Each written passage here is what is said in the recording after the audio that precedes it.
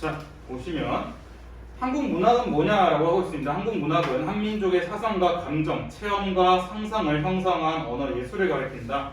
이를 언어의 성격에 따라 구비문학, 한문학, 국문문학 세 영역을 나눌 수 있다. 그런데 구비문학이라는 건 뭐냐면 구, 입구자입니다. 그래서 비는 전달하던데 입에서 입으로 전달하는 문학을 구비문학이라고 합니다. 그 다음에 한문학이라는 건 뭐냐면 한자로 쓰여졌지만 대신 우리나라 사람이 썼기 때문에 한국의 문화라고 인정해주는 게 바로 한문학입니다.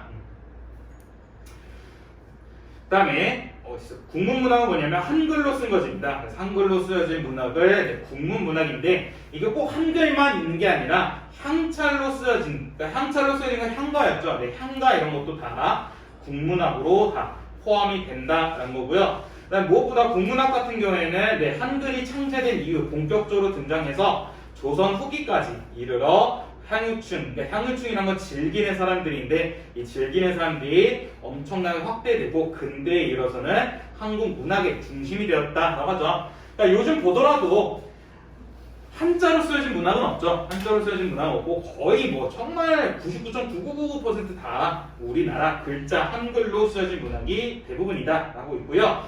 자, 그러면 우리가 배우는 한국 문학의 범위는 어디까지냐라는 건데 고전 문학부터 현대 문학까지 다 포괄하고 있습니다. 그래서 구비문학, 한문학, 국문문학의 세 영역 아래 다양한 역사적 갈래로 구현이 되는데요. 그래서 고대가요, 향가, 한시, 고려가요, 시조, 현대시 등은 서정 갈래를 얘기하고요. 그 다음에 설화, 고전소설, 신소설, 현대소설 등은 서사 갈래. 극갈래는 꼭두각시 노름, 산대 노름, 탈출, 희곡, 시나리오 등이 있고요. 교술 갈래라는 것은 한문 수필, 현대 수필이 있다라는 것. 서정 갈래는 뭐야? 감정을 이야기하는 것. 서사는 이야기를 말하는 것. 극 갈래는 극 연출을 위한 무대 상영을 위한 거였고요. 교술 갈래라는 것은 깨달음을 주는 거였죠. 그 밖에 경기체가 가사 등과 같은 여러 갈래의 속성이 섞여 있는 경우도 있다. 이렇게 다양하게 구현된 역사적 갈래 작품들이 한국 문학의 폭을 넓히고 깊이를 더하였다. 한편 공간적으로는 한반도에서 생산된 문학뿐만 아니라 재외동포가 한국어로 생산한 문학과 분단 이후의 북한 문학도 한민족의 문학의 범주로 포함하여 살펴볼 수 있다라는 겁니다. 그래서 이게 제 기억상에도 90년대 초까지는 북한 문학은 우리나라에서 안 배웠습니다. 특히 우리나라에 있다가 그 월북한 사람들이 많거든요. 월북한 사람들의 그 작품들은 다 불온도서를 해가지고 다 배우지 않았는데 그게 이제 2000년대 들어와가지고 조금 북한이랑 사이도 예쁘게 좋아하게 되면서 그 월북한 사람들 문학도 같이 배우게 되었다. 근데 대신 친일파였던 사람들 문학은 여전히 안 됩니다. 친일파였던 사람들의 문학은 여전히 계속 나오지 않는 게 우리나라 문학이라고 하고 있습니다. 어서 오세요. 126페이지 피시면 됩니다.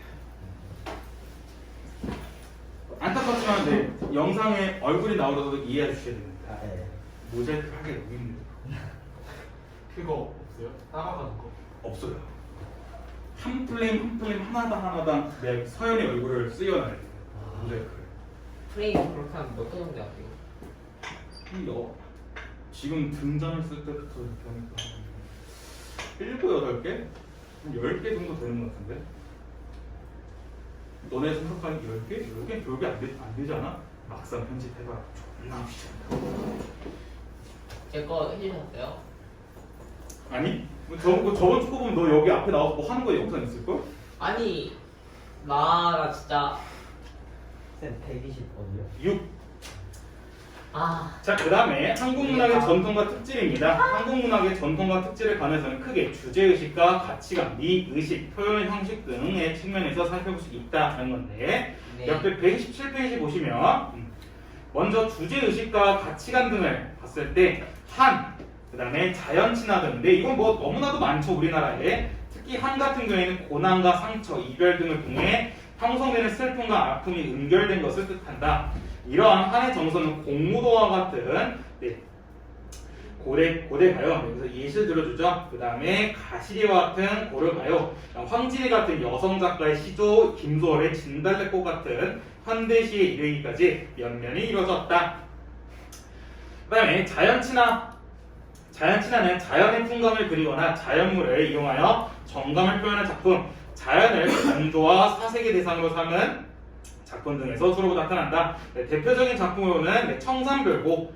청산별곡 그거죠. 사월이 살얼이 났다. 청산별곡에 청산이 살얼이 났다 하는 건데, 그러니까 이 청산별곡 내용 그겁니다. 내가 지금 사는 삶이 너무 힘드니까 청산이라는 이상향으로 가서 살고 싶다라고 약간 얘기하는 게 청산별곡이고요. 그다음에 정극인의 상춘곡. 상춘곡은 뭐야? 춘자가 봄춘자죠. 그래서 상은 감상하다. 그래서 봄을 감상하는 노래가 상춘곡이었고요. 윤선도의 어부사시사. 어부사시사는 어부로서 사계절 즐기는 노래를 하고요. 청록파. 청록파도 기억해둬야 하는데 기억하시나요? 청록파. 김소월. 땡. 한국말 조리운. 네. 그다음에 두진노. 그래서 청록파 같은 경우에는 네 그거였죠. 좀 자연 아름다운 거 쓰는 거. 일제강점기 때. 네, 그 다음에 미의식 측면에서는 풍자와 해악을 빼먹을 수 없다라고 하죠. 풍자라는 것은 이제 여러분들 풍자와 해악은 헷갈리지 않겠죠? 풍자는 부정적인 현상이나 모순을 직접 말하지 않고 빗대어 표현하는데 설퉁의 화양과 박지원의 호질, 양반정 채만식의 태평장 등은 풍자의 특징이 드러난 작품이다. 해악이란 것은 대상을 가볍고 악이 없는 웃음으로 그려내는 방법이다. 그래서 풍자와 해악 차이가 무엇이냐인데 둘 다 웃음을 유발하는데 풍자는 부정적인 인물을 비판하기 위해서 우스꽝스럽게 표현한 거였고 해악은 그 인물을 위로와 동정하기 위해서 우스꽝스럽게 표현한 거였죠. 설화와 야당, 판소리, 흥보가 그 다음에 김주정의 봉봉 등에서 그런 미적 특성을 찾아볼 수 있다. 그 밖에 일상의 고통을 한바탕 놀이로 승화하는 흥, 고상한 품격이나 운치를 추구하는 먹과 풍류, 인간과 현실 중심의 가치관, 애초로운 가냘픔, 은근과 끈기 등의 미의식도 한국 문학의 전통을 볼 수 있다는 거고요. 네, 그다음 표현 형식입니다. 표현 형식 같은 경우에는 우리나라 보통 3음보, 4음보를 사용한다는 거죠. 그러니까 세 단위로 끊어 있거나 네 단위로 끊어 있는 건데 얘네는 민요, 경기체가, 고려가요, 시조, 가사, 현대시 등의 두루두루 나타나는 우리나라의 전통적 특징이다. 그런데 예를 들어 고려가요 서경불곡과 아리랑 같은 경우에는 3음보를 잘 보여주고요. 이러한 3음보는 진달래꽃, 그다음 나그네 등으로 이어져서 전통적인 정서를 부각하는 데 기여하고 있고요. 또한 송리인곡 같은 가사나 많은가 같은 시조에서 나타나는 4음보 역시 우리나라 현대시의 논계, 떠나가는 배 등에서 계속해서 계승되고 있습니다. 그러니까 현대시라 해가지고 음보가 없는 건 아니고요. 여전히 음보가 있는 현대시 작품도 있습니다. 이러한 한국 문학의 전통과 특질을 확인하고 경험하는 일은 한국 문학을 창의적으로 계승하고 발전시켜 나가는데 소중한 밑거름이 되고 있다. 쉽죠? 여기서 네 페이지 나가시면 안 되겠죠? 자, 그 다음에 134페이지 펴주세요. 우리 만시경의 미스터 빵. 빵빵빵 미스터 빵.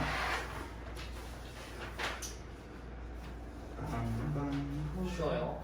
미스터 방이요? 네. 쉽진 않아요. 프린트 없지 않아요? 나 있는데? 130 134. 그냥 미스터 방을 찾아봐. 진짜 없네요. 네 거랑 내 거랑 똑같은데? 그거 없을 수가 있나? 그래? 안타깝으면 기다리세요. 네, 일단은 네, 옆에 가셔서 140페이지부터 볼게요. 140페이지에 채만식의 작품 세계가 나와 있습니다. 네, 우리 만식이요. 자, 우리 만시경 얘기했습니다. 만시경 내가 뭐가 제일 중요했어? 만시경이요. 만식이요.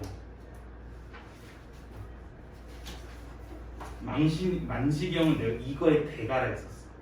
풍전. 그렇지. 이 사람 풍자의 대가입니다. 이 사람 풍자 엄청나게 들었어요. 이 사람 웬만한 거 다 풍자 있습니다.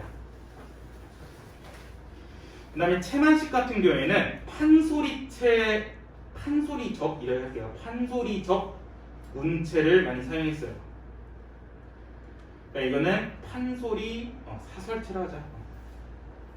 판소리 사설체. 근데 그러니까 이게 소설인데 마치 판소리 소설 같은 느낌을 주는 거야. 그래서 판소리 같은 경우는 뭐냐면 판소리는 직접 말한 듯한 구어체를 사용하고요. 근데 판소리 사설에서 가장 중요한 게 뭐랬어? 판소리. 그리고 땡.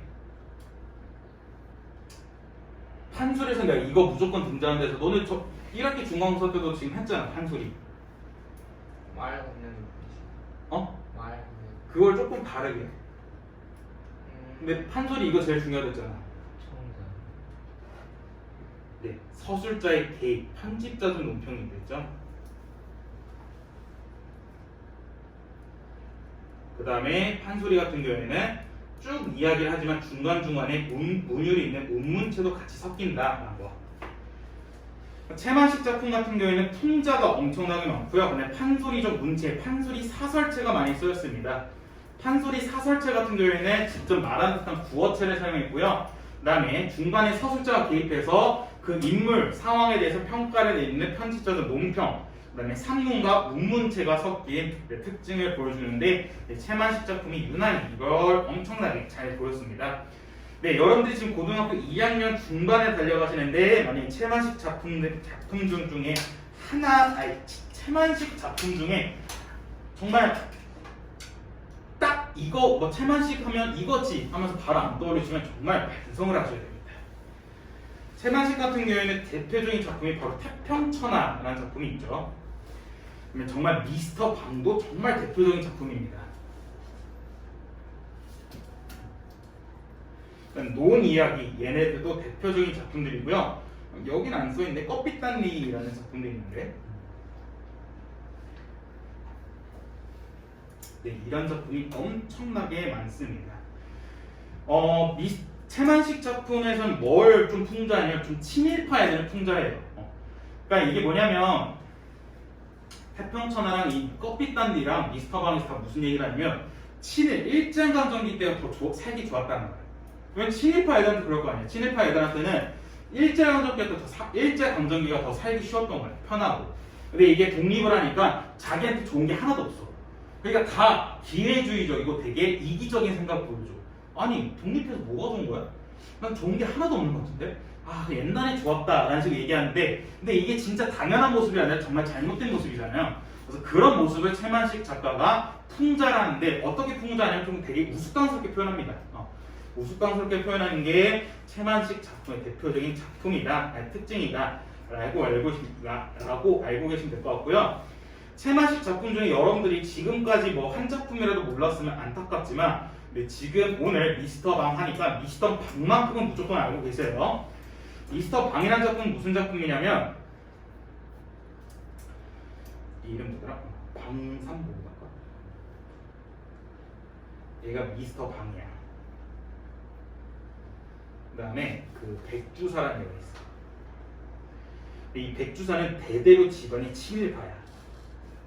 그러니까 할아버지부터 해가지고 온 집안이 그냥 얘네들 그냥 친일파였었어. 이 백주사가 자기가 살고 있는 그 지역에서 친일파로 막 하고 있었는데 얘가 어느 놈이냐면 백주사는 순사였어. 순사는 이제 일본 경찰이었거든요. 얘가 그렇게 사는데 이 친일파니까 또 잘 살았을 거 아니야. 되게 잘 살다가 얘가 독립이 되니까 마을에 있는 사람들이 얘네 집을 다 털어. 왜냐? 얘를 지켜줄 친일파 일본 애들이 없으니까. 그래서 얘네 집에 있는 모든 걸 사람들이 다 훔쳐가. 그러면 얘도 엄청나게 좀 굴욕을 당해. 그래서 얘가 엄청나게 빡치거든요. 빡친 마음을 갖고 서울로 올라오는데 그때 와가지고 이 개새끼들 복수해야 되는데 어떻게 복수하지? 하다가 자기가 막 안타까워했는데 차에서 누가 내리는데 그 내린 사람이 자기를 알아보는 거야. 그랬더니 너 삼복이 아니여 이러거든요. 이 삼복이라는 애가 누구냐면 이 삼복이라는 애는 집안이 엄청나게 거지였어. 정말 거지 집안 중에 대표적인 거지 집안이었거든요. 근데 얘네 집이 진짜 못 살았는데 그래서 방삼복이라는 애가 하다가 이제 도저히 안 돼서 제가 돈 벌고 오겠습니다 해서 일본으로 떠나. 일본을 떠났는데 일본으로 떠나서 8년 동안 연락이 두절돼. 그러니까 그 일본 가서도 돈을 제대로 못 벌었던 거야. 그러나 서울에 이제 한국으로 왔다가 조선을 왔다가 얘가 이제 일자리를 안 구하고 그냥 부모님이 번 돈을 계속해서 지가 흥청망청 써. 그러니까 사람들이 얘를 엄청나게 욕하거든요.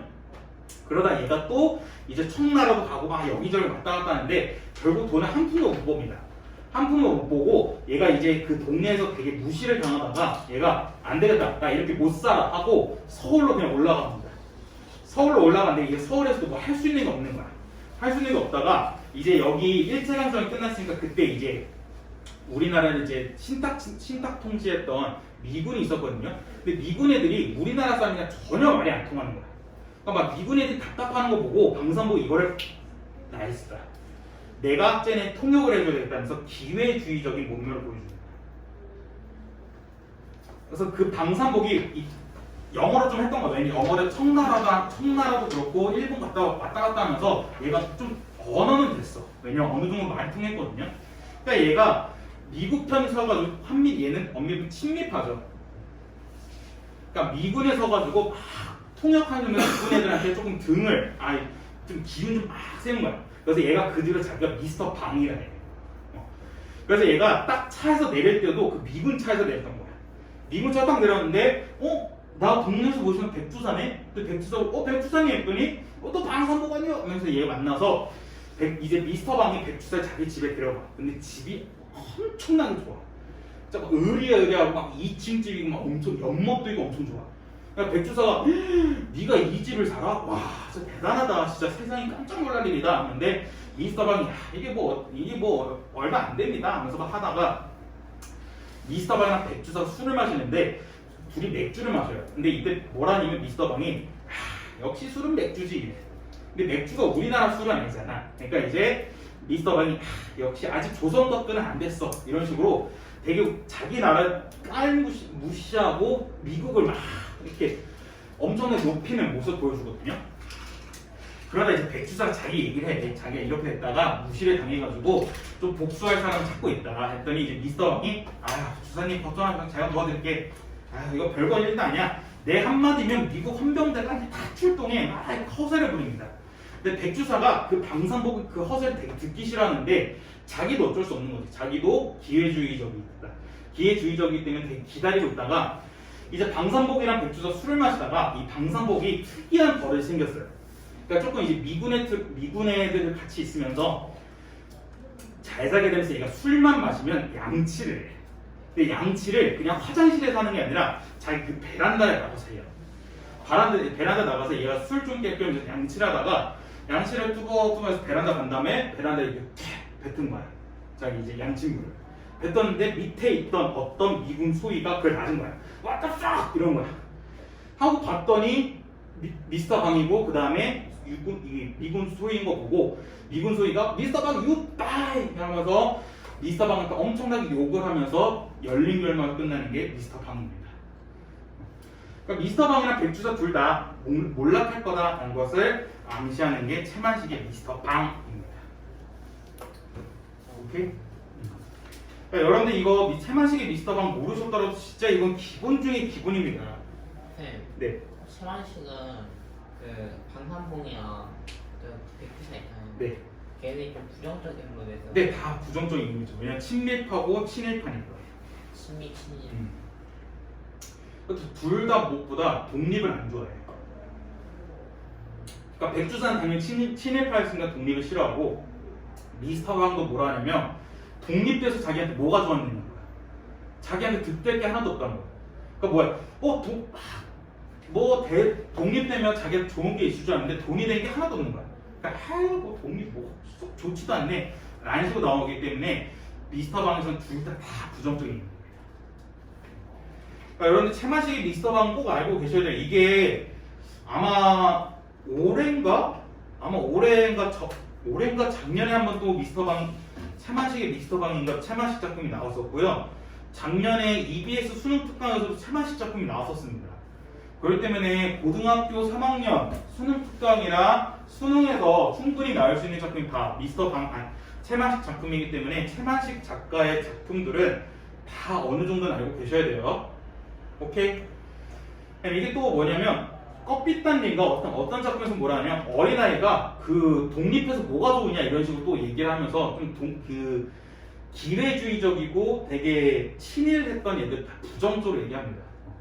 그냥 보통 여러분들이 채마시 작품 보게 되면 다 풍자한다 생각하면 돼요. 까릿?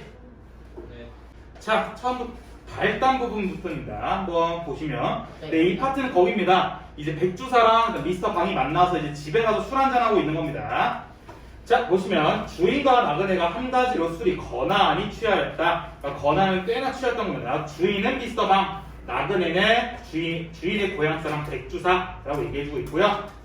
주인 미스터 방은 술이 거나하여 감에 따라 그렇지 않아도 요즘에 이기 잘못 양양한 참인데 거기다 술까지 들어간 판이고 보니 가뜩이나 기운이 불끈불끈 솟고 하늘이 바로 돈장만한 것 같다는 모양이었다. 라는데 지금 보시면 미스터 방에 대한 속마음을 다 자세히 설명해주고 있어요. 근데 보시면 속마음이 나와 있는데 미스터 방이라는 나가 아니라 미스터 방이라는 3인칭을 썼거든요.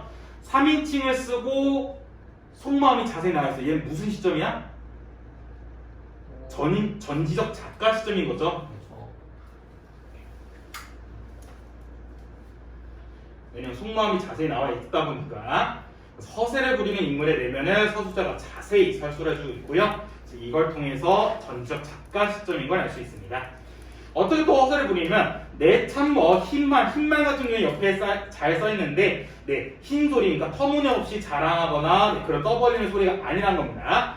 내 참모를 그냥 하는 말이 아니라 참 거칠 것 없어. 거칠 것.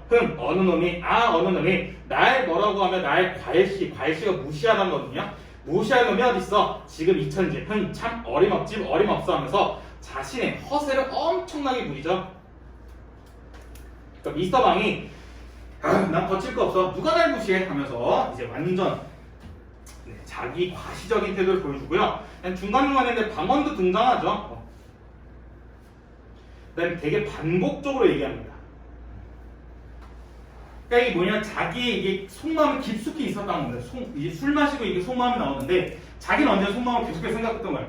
씨발 날 무시할 게 어딨어? 없지 하면서 계속해서 이렇게 반복했던 걸 통해서 좀 더 허세하고 자기 과시적인 모습을 강조하고 있는 겁니다.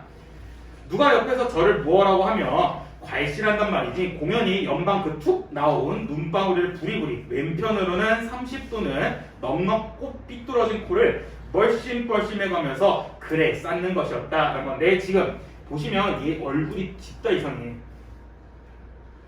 제가 그림을 유난히 못 그리는데 이 사람이 있으면 눈이 이렇게 더 튀어나왔어요. 눈이 튀어나왔고 또 심지어는 코가 이렇게 생긴 게 아니라 코가 30도 돌아갔대요.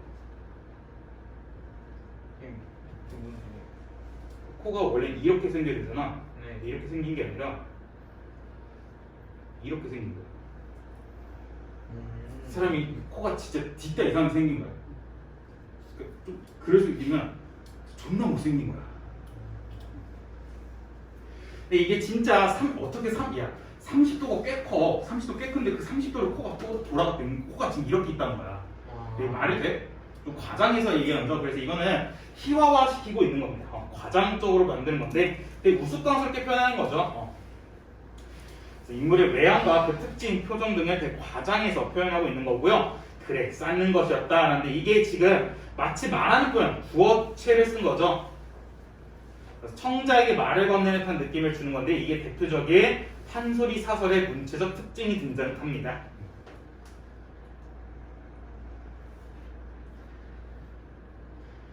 그 다음에 내참 이래봐도 동양삼국 다 물 먹어본 방삼복 이후라는 건데 이게 지금 방삼복이라는 것 자체가 언어 유희야.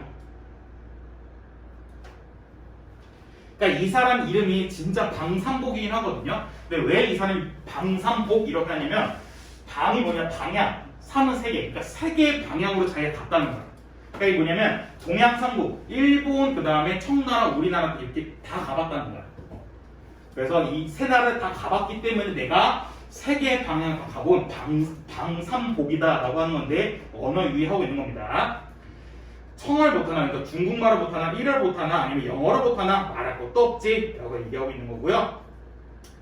하다가 생각난 듯이 맥주컵을 들어 뻘뻘 단숨에 마신다. 그러고는 시커먼 손등으로 입술을 쓱 손가락으로 김치 쪽을 늘름한 점. 그러던 버릇이 미스터 엉방이요. 신사여 방선생으로도 불려지는 시방도 무심 좀 절로 나와 라는 건데 이게 무슨 말이냐면 자 미스터 방 이때 잘 살은 애야. 되게 지금은 좀 어느 정도 금수저란 말이야. 너네가 먼저 말하는 시그니에 사는 사람들 있잖아. 시그니에 사는 사람을 만날 때 생긴 거야. 그 사람들이랑 밥을 먹었는데 그 사람 손이 시커매. 때 때문에 시커매. 시커먼데 너네랑 술을 마시는데 와인 한잔 하기로 했어. 와인을 띵 하고 와인을 마시는데 와인 만에 살짝 묻었으면 어떻게 해야 돼? 그런가요? 와인이 살짝 묻었으면 그 뭐야 테이블 뭐 티슈나 이런 걸 싹 닦으면 되잖아. 근데 그 사람이 그 시커먼 손으로 이러는 거야. 시그니에 사는 사람이요? 시그널 사는 사람이 이러고 또 뭔 짓 하냐면 김치 쪽은 손가락 찢어 먹으니까 스테이크를 이렇게 썰어 먹는 게 아니라 딱딱 잡아서 계속 먹는 거야. 그래서 내가 뭔 생각했어? 이 씨발 뭐야? 이렇게 되겠죠. 그러니까 얘도 뭐냐면 본질적인 특성은 바뀌지 않아요. 본질적 특성이 되게 거지 같았는데 그 거지가 아무리 맥주를 마시고 뭐 잘 살든 간에 그 특성은 변하지 않는다라는 걸 보여준 게 이 부분인 겁니다. 그래서 뭐라 하냐면 지금 풍자하고 있는 게 이 모습은 되게 품위가 떨어지죠. 품위가 떨어지는데 이 사람이 무슨 말이냐면 미스터 방이고 신사고 방선생으로 불린대. 호칭은 되게 높아. 호칭은 높인데 그에 대한 품위는 되게 떨어집니다. 그로 인해서 풍자를 보여주고 있는 거예요. 그러니까 너네가 지금 시그니에 사는 회장님을 보러 갔는데 회장님이 그러고 있는 거야. 와인 묻은 거 시커먼 손으로 이렇게 닦고 그 다음에 스테이크도 그냥 손으로 잡아서 뜯고 있고.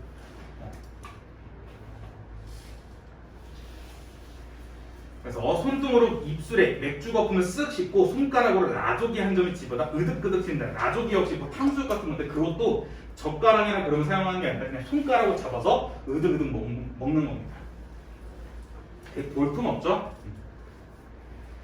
또 그 다음에 나 부분은 뭐라 하냐면 술은 참 맥주가 술임냈나 어느 놈이 만일 무어라고 시비라거나 괄실한다면 당장 그 나조기를 씹듯이 으득으득 잡아가 씹기라도 할 듯이 괄갈하던 결기랑 밑에 써있듯이 못마땅해 하는 그 성미인데 그러다 벼랑간 어디로 가고서 이번에 맥주 추앙이 나오는 것이다. 술도 미국 사람이 문명했죠. 조선 사람들은 아직도 멀었어 라고 얘기하고 있습니다. 그러니까 여기서 알 수 있는 게 방상복이라는 사람은 친미파라는 걸 알 수 있죠.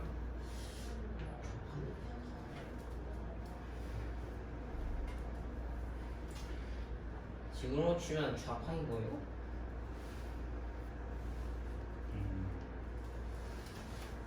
글쎄요. 어떻게 이해하시면 될까?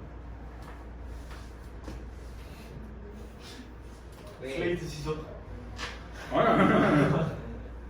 나는 괜찮아. 얘가 괜찮게 되는 거지 뭐. 정치적 발언은 전 어디 가서 말했죠. 전 어디 가서 정치, 종교적 얘기 절대 하지 않습니다. 그렇군요. 딱 친구 2명? 그 친구 2명끼리 만났을 때 3명이서 만났을 때 정치, 종교 토론을 쌤 편집해 주시겠지. 기억해놨는데 까먹어.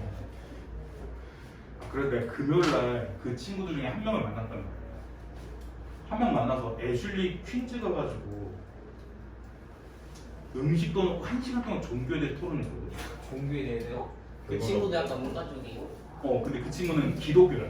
교회에 엄청 그런 친구인데, 근데 이제 얘기를 한 거지. 그 친구가 먼저 얘기 꺼내서 뭐 신이라는 존재는 어떻게 생각하냐 하는데 음식도 넣고 1시간 동안 얘기했거든. 네. 그러나 이제 집 갈라는데 너네 금요일이랑 토요일날 날씨 알죠? 그냥 마른 하늘 날벼락이 엄청 쳤다니까? 내 친구랑 개쫄았어. 이거 우리가 신성 모독해가지고 하늘에서 우왕우왕이라고. 잘 편집해줄게. 그 부분만 올려서 쇼츠를 올리죠. 일단 왜 검정 색깔 한 다음에 수업 시간에 정치 발언하는 학생 하고 그거 얘 발음이 잘 안 들리니까 그렇게 하면 돼. 댓글 그 자막으로 저는 좌파입니다. 그 사람이 쇼츠 보는 사람이 얘가 좌파예요? 이 소리를 저는 좌파예요 이렇게 들었거든. 키다가 야무지게 잡으시네 그냥. 동북고 2학년 동북고 2학년 13번 17번 아니 어. 정땡 중이야. 아니 딱 거기다 쓰면 돼. 2학년 13번 17번이라고 쓰면 돼. 모르겠다. 편집 주시겠지. 이런 식으로 자, 좀 그래서 네, 조선 사람들 아직도 멀었다 라고 얘기하는데 여기서도 뭐라 했냐면 멀고 아직도 멀었지 라는데 이거는 지금 누가 말하냐면 백주사가 얘기한 겁니다. 백주사의 아첨이에요. 아첨. 왜냐면 백주사 입장은 지금 미스터 방한테 잘 보여야 된단 말이야. 그러니까 미스터 방이 아유 조선 사람들 아직도 멀었어 하니까 그치 멀었지 하면서 맞장구 쳐준 아첨을 보여주고 있는 거고요. 그 다음에 쥐상호의 대추심한 얼굴에 앙상한 노란 수염인데 이것도 지금 되게 우스꽝스럽게 표현한 거죠. 그러니까 진짜 얼굴은 요만하고 얼굴도 쭈글쭈글해. 쭈글쭈글하고 쥐처럼 생겼어. 근데 또 거기 수염이 항상 이렇게 난 거야. 그러니까 제가 수염이 졌다고 나거든요. 그러니까 얘가 지금 얼굴이 쭈글쭈글 생긴 거야. 이렇게 쭈글쭈글 생겼어. 대충 눈이 이렇게 있고. 근데 수염이 보통 수염이 이렇게 나와야 되잖아. 입이 이렇게 있으면 수염이 이렇게 나야 되는데 수염이 있다고 해서 잘한 게 아니라 수염 매기처럼 이렇게 자란 거지. 제가 수염이 있다고 해서 잘하거든요. 제가 매기 수염이에요. 인중이 안 자라. 혹시 약간 그런 것 같은데. 얼굴이 이렇게 있으면 수염이 이렇게 자라는 게 아니라 이렇게 자라. 이 염소 수염이라고 하잖아요. 우린 매기 수염이야. 근데 이게 대표적으로 좀 친일파 애들 수염이거든요.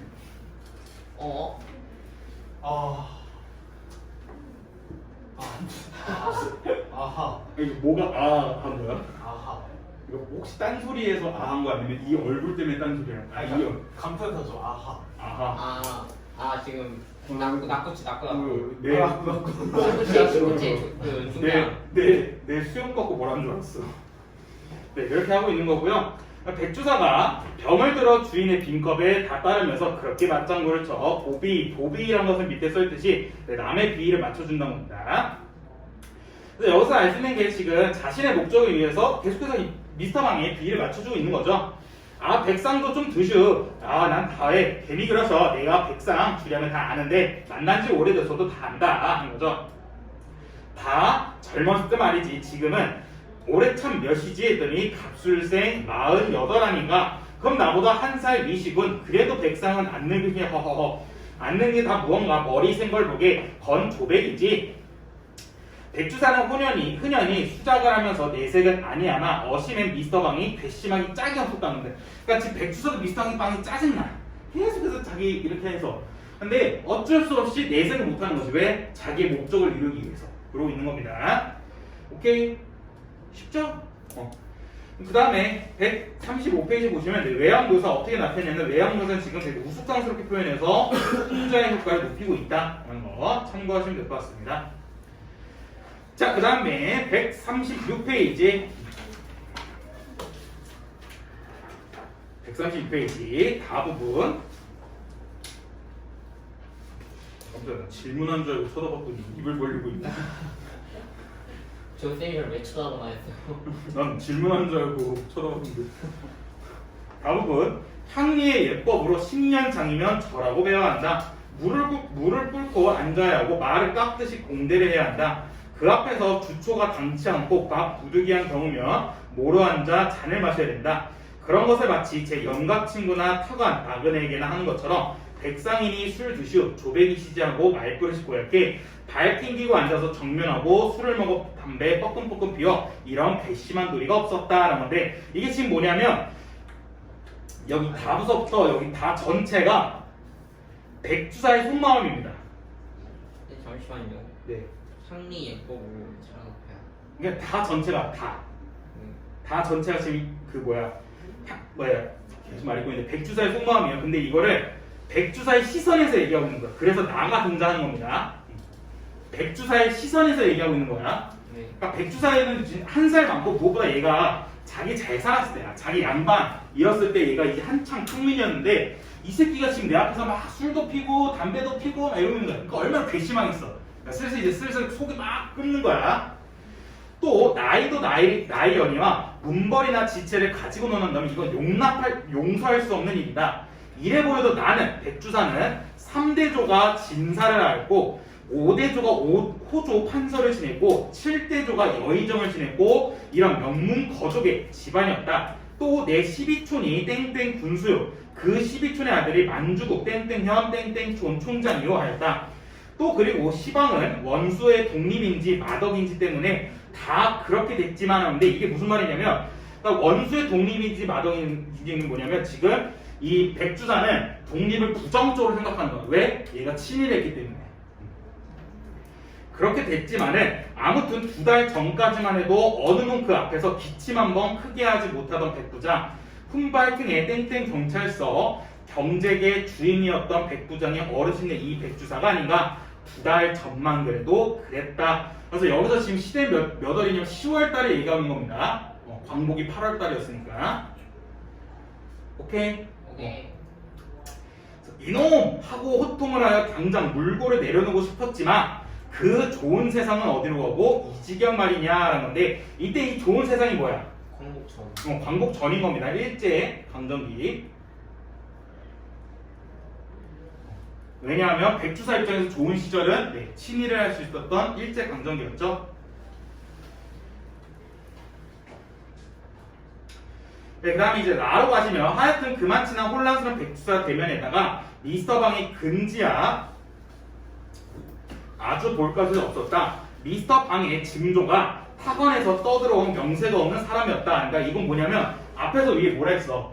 우리 할아버지랑 뭐 그 할아버지는 막 아주 진사도 하고 호족판소도 지냈는데 미스터 방의 증조 얘 할아버지는 학원에서 들어온 명세가 없는 사람, 볼품 없는 사람이었대. 그러니까 지금 여기는 자기 자신과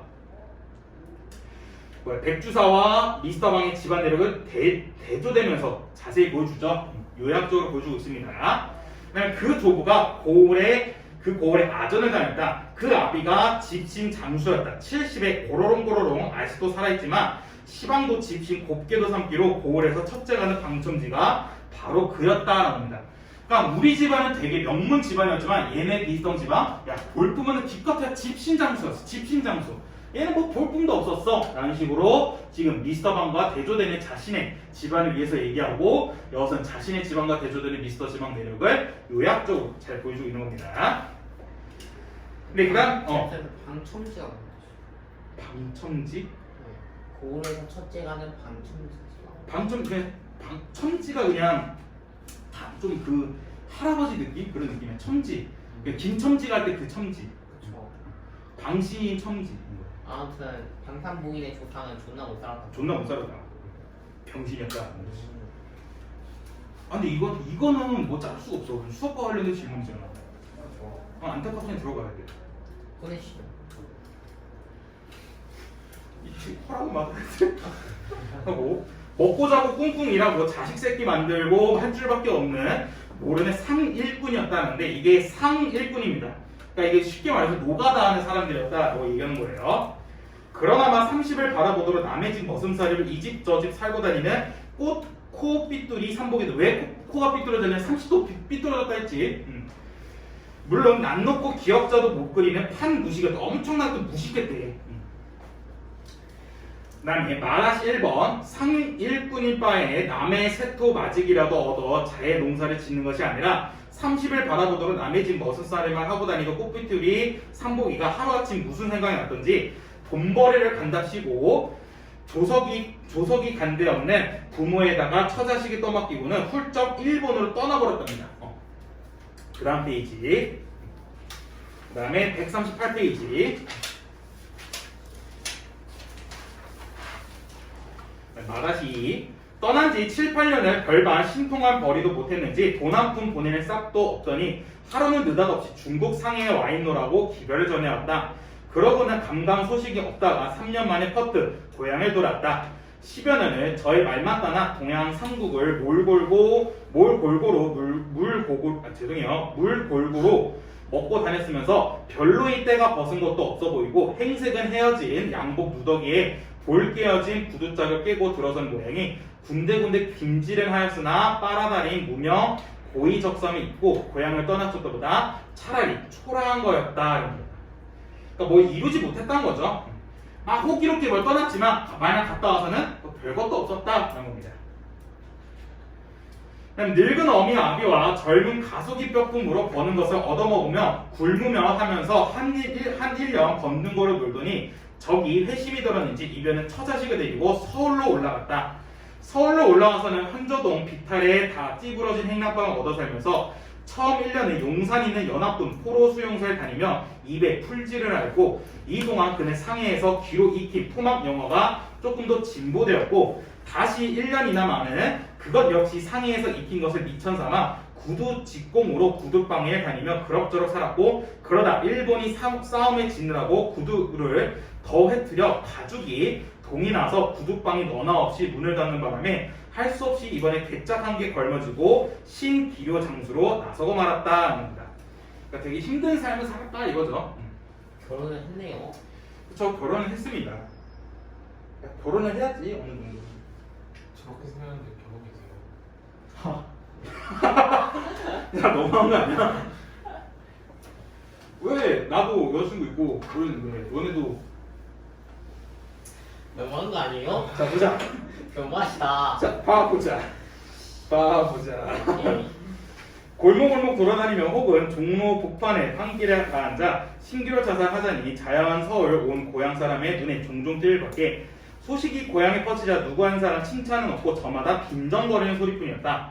아이고 일본으로 천국으로 10여 년 타국바람 쏘이고 온 놈이 겨우 고가야 부전자전이로구만. 아버건 집시장수 사식은 구독 입는 장수 아마 신발 명당에다가 무덤 썼던가. 이렇듯 근지는 미천하고 손에 든 것 없고 가랑이가 찢어지게 가난하고 생활하는 것이 고작 거리에 앉아있는 사람 가는 사람 헤어지고 고린내 나는 구두짝 꿰매어주고 징 박아주고 닦아주고 하는 천업이라 하던 그 코빗들이 삼복이었다 합니다. 그러니까 마을 사람들도 그 고향 사람들도 지금 삼복이를 되게 우스꽝스럽게 생각하는 거죠. 못마땅 썩 좋게 생각 안 하죠. 그다음에 사 부분에 흥 개구리가 올챙이적 생각 못한다더니 발칙한 놈 고양한 놈 백주산을 생각하자니 속으로 이렇게 분개스럽지 않을 수 없었다. 그러나 일변으로는 그러던 콧빛두리 선봉이가 그야말로 선영이 명당에 들었는지 무슨 조화를 지녔던 말인지 불과 몇 달지간에 이렇게 훌륭히 되고 부자가 되고 미시당 방인지 구리다 방인지 되고 하여 가지고는 갖은 호강을 다하며 천하에 무서울 것이 없고 기강이 나서 막 이러니 한편 생각하면 신기하기도 부럽기도 또한 안타깝기도 했다는 겁니다. 여기서 미시다방, 구리다방 이거 언어 유희죠? 그러니까 미스터방인데 미스터방인지 뭔방인지 구리다방인지 하면서 언어 유희가 등장하는 겁니다. 자, 그 다음에 140페이지. 네, 그래서 사람의 운수는 참 모를 일이야. 백주사는 속으로 절절히 이렇게 탐복도 아니지 않았다. 콧빛두리 삼복의 이 눈부심 갈씨는 그러나 백주사가 희한히 여기는 것처럼 무슨 명당 발음이 났다거나 조화를 지녔다거나 그런 신기한 곡절이 있는 바가 아니오. 지극히 간단하고도 수월한 것이었다. 다못 몸에 지닌 재주 가운데 총기가 좀 좋아서 일찍이 영어 말기나 익힌 것을 잊어버리지 아니하였다는 일종의 특수 조건이 없던 바는 아니지만 하고 있는데 여기서 이 발신이라는 뜻이 뭐냐면 발신이 천하거나 가난한 단어 뜻을 보면 천하거나 가난한 처지를 벗어나 앞길이 훤히 트였던 건데 이건 지금 비꼬고 있는 겁니다. 눈부신 발신은 비꼰식으로 얘기합니다. 왜냐면 지금 백주사는 미스터방이 마음에 안 들어요. 못마땅한 거예요.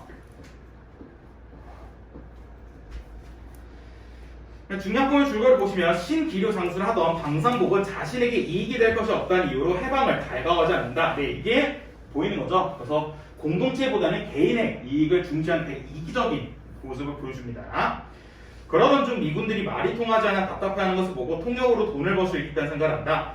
미군 장교인 S소위에게 접근한 방산복은 그의 통역이 되면서 미스터 방으로 불리기 시작한다. 이때부터 미스터 방은 S소위를 등에 업고 부와 건세를 누리게 된다. 해방이 되면서 친일 행위로 모은 재산을 모두 빼앗기게 된 백주사는 미스터 방에게 자신의 사정을 이야기하고 복수를 부탁한다는 겁니다.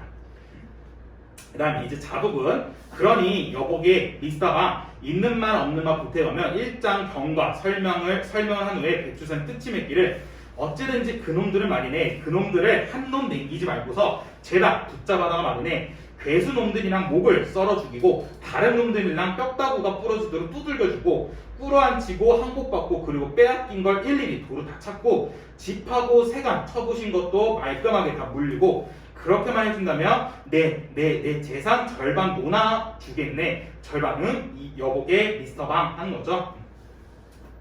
그럼 이제 미스터 방이 염려 마슈. 미스터 방은 선뜻 태연한 대답이었다. 진정인가? 뭐 적금 지금 당장이라도 내 입 한 번만 떨어진다면 기관총 들맨 MP가 100명이고 1000명이고 들끓어 내려와서 들이 쑥갓을 만들어 놓습니다. MP는 이제 헌병을 얘기합니다. 고마우니 백주사는 복수하여지는 광경을 선히 연상하면서 미스터 방의 손목을 덥석 잡는다. 백골 난망이겠네. 놈들을 깡그리 죽여놓더니 보슈 자네라면 어련하겠나. 흰말이 그냥 하는 말이 아니라 참 이승만 박사도 내 말 한마디면 고마다 제발이요. 이때 이승만은 그 이승만입니다. 대통령이 된 이승만. 제발이요. 제발이요. 제발이요. 뭔 뜻이요? 족밥이요. 아, 알겠어요? 야. 자, 142페이지. 네, 이제 마지막 부분입니다. 미스터 방은 그러고는 냉수 한 그릇을 집어 한 모금 물고 꿀쩍꿀쩍 양치를 한다. 웬 버릇인지 하여간 그는 미스터 방이 된 뒤로 술을 먹으면서 양치하는 버릇이 생긴다. 그러니까 이게 무슨 말이냐면 왜 굳이 이 사람이 양치하는 버릇이 생겼냐면 이 사람이 어쨌든 몰락돼야 돼. 몰락돼야 좀 사람들이 되게 시원할 거 아니야. 이 사람이 계속해서 잘 살면 얼마나 이 글을 읽는 독자가 빡치겠어. 그렇기 때문에 이 사람이 몰락하는 계기를 만들어야 되는데 근데 그 계기를 그냥 몰락해버렸다라고 하면 안 되잖아. 그렇기 때문에 조금 인과성, 당위성을 부여하기 위해서 그래서 얘가 양치하는 버릇이 생겼다라고 얘기를 하는 거예요. 그러니까 왜 방상복, 미스터 방이 양치하는 버릇이라는 설정이 생겼느냐? 얘가 몰락하는 계기를 만들어야 되기 때문에. 그래서 양치하다가 퇴 뱉고 그거를 S 소리가 맞고 S 소리가 딱 이렇게 해야. 네. 아 너무 세게 떴다. 해야 딱 되니까. 그래서 양치물을 처치하려고 휘휘 들어보다가 일어서서 노대로 성큼성큼 나간다. 노대는 현관 정통이었다. 미스터 방이 그 걸쭉한 양치물을 노대 아래로 아낌없이 쫙 뱉는 그 순간이었다. 그 순간 공교롭게도 마침 그를 찾아온 S소희가 현관으로 일단 들어서다 말고 미스터 방이 노대로 나오는 기척이 들렸기 때문에 뒤로 서너 걸음 도로 보나 헬로우 부르면서 웃는 얼굴을 쳐드는 순간 그만 일치가 되었다 하는 겁니다. 그러니까 이 사람이 미스터 방 보려고 집에 들어가야 되는데 그 현관 위에서 투벅투벅 소리니까 미스터 방인가 하고 이렇게 뒤로 갔던 거야. 뒤로 가서 헬로우 하자마자 양친구를 빡 맞은 겁니다. 그러니까 너네 편의점 타고 왔어. 근데 내가 이게 봤는데 이제 여기 이렇게 갔다가 너네 이제 여기에다가 장난으로 야 우리 이 창문 열린 걸로 던져서 여기 책상에 두게 하자 한 거야. 우유팩을 갖고 그 지랄을 했어. 근데 내가 밖에서 너네 오는 소리 듣고 딱 창문을 열고 얼굴을 딱 꺼냈는데 애들아 하는 순간 그 너네가 던진 우유팩이 내 얼굴에 딱 붙은 거야. 너네 죽여버리겠지. 그래서 애구머니 놀라 즐거워야 했으나 이미 배 터진 양치물은 퀴퀴한 냄새와 더불어 백절 폭포 이건 과장법 쓴 거죠.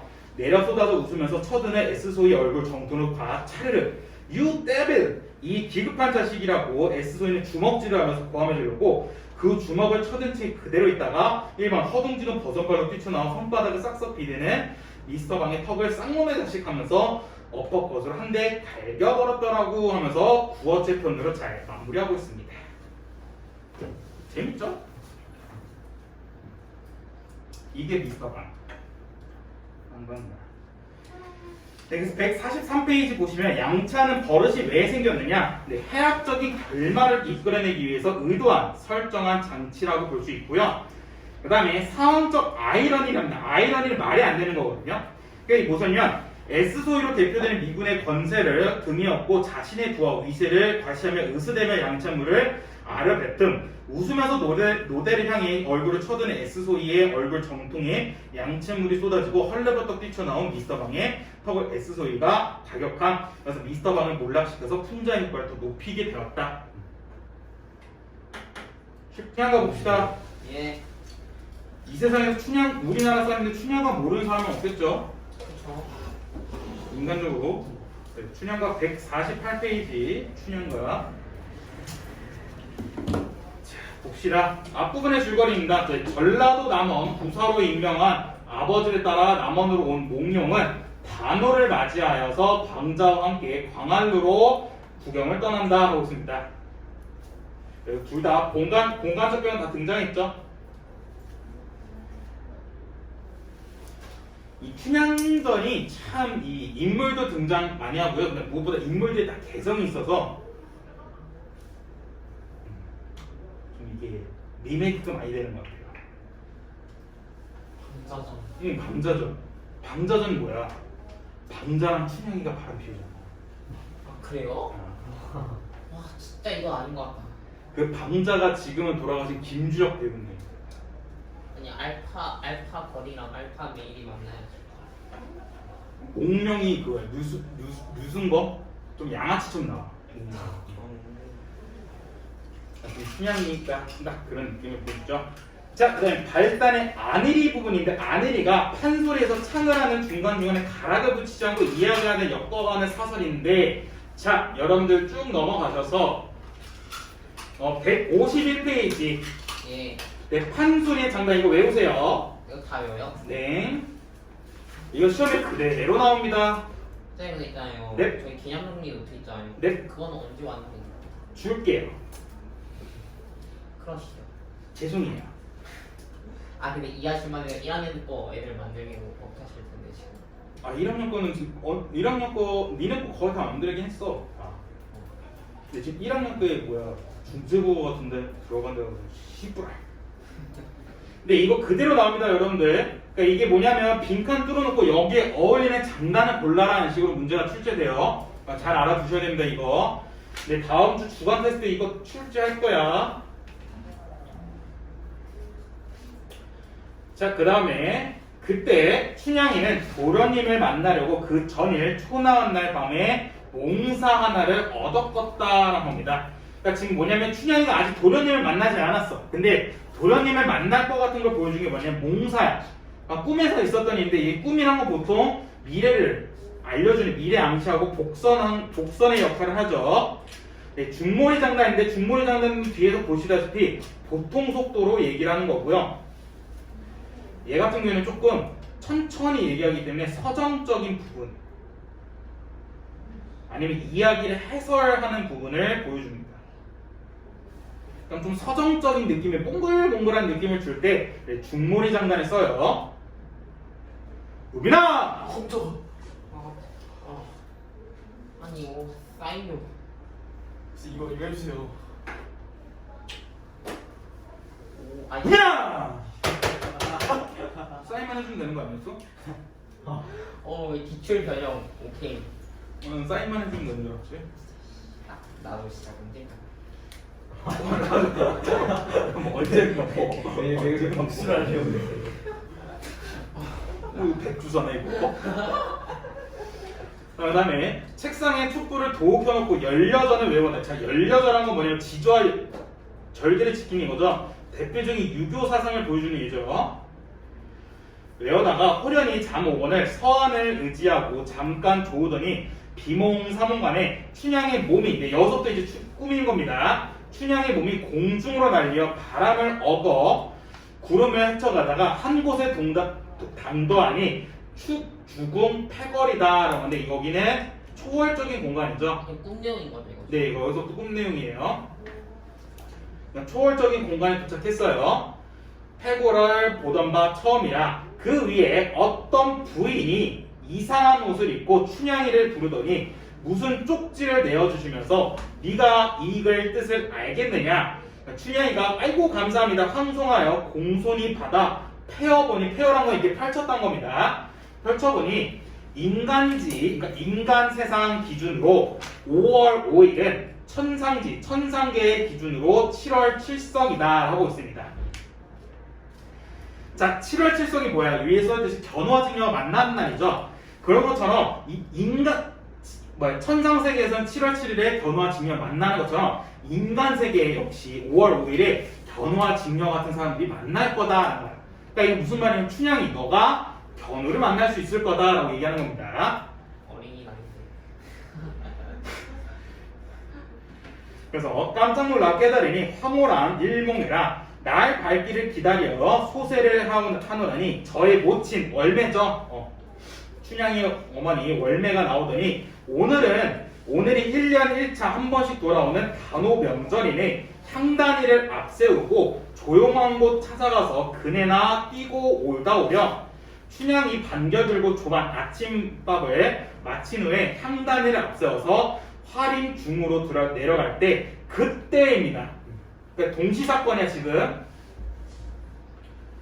그러니까 동시에 이도령 역시 뭘 하냐면 이도령 역시 그러니까 광활루였지요. 광활루 누가 위에 배회하다가 문득 한 곳을 바라보니 어떠한 일미한 거 정말 이쁜 여자 일미인이 저와 같은 여와 향단이를 앞세우고 나오는데 아이고 생긴 게 달도 같고 별도 같다는 거야. 대꾸법 쓴 거죠.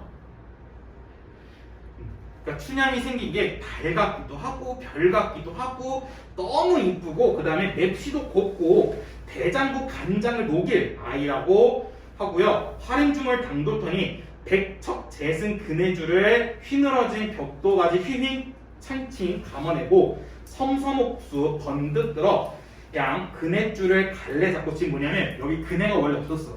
근데 기다란 줄을 그림이 이상한지 몰라도 휘 하고 있는 거야. 하고 여기 슝 올린 거야. 올려가지고 딱 고정시킨 다음에 어이차 하고 섬섬 이 조그만 손으로 그네줄을 잡고 이렇게 이제 그네 탈 준비를 한다는 거야. 그러니까 좀 그림이 이상했지. 그래서 춘향이가 휘하는데 이게 그냥 설명하기 위해서 이렇게 한다는 거지. 너무 좋아한다. 하고 한 번 굴러 앞이 높고 두 번 굴러 뒤가 멀어 앞뒤 점점 높아갈 때 발밑에 나는 티끌 광풍조차 휘날리고 머리 위에 푸른 잎은 몸 따라 흔들 푸른 속에 붉은 치마 바른 곁에 나부끼니 구갈리 배운간에 번개불이 흐르는 듯 꽃도 툭 차 떨어지고 잎도 담북 물어배니 하면서 지금 춘향이가 그네지는 모습을 묘사하고 있는데 중간중간에 비유법 잘 쓰였죠. 그네를 이렇게 슝슝 타는데 그 모습이 너무 아름답다는 거야. 비유. 왜냐면 진짜 뭐 그렇게 된 게 아니잖아. 진짜 번개불이 흐르는 게 아니잖아.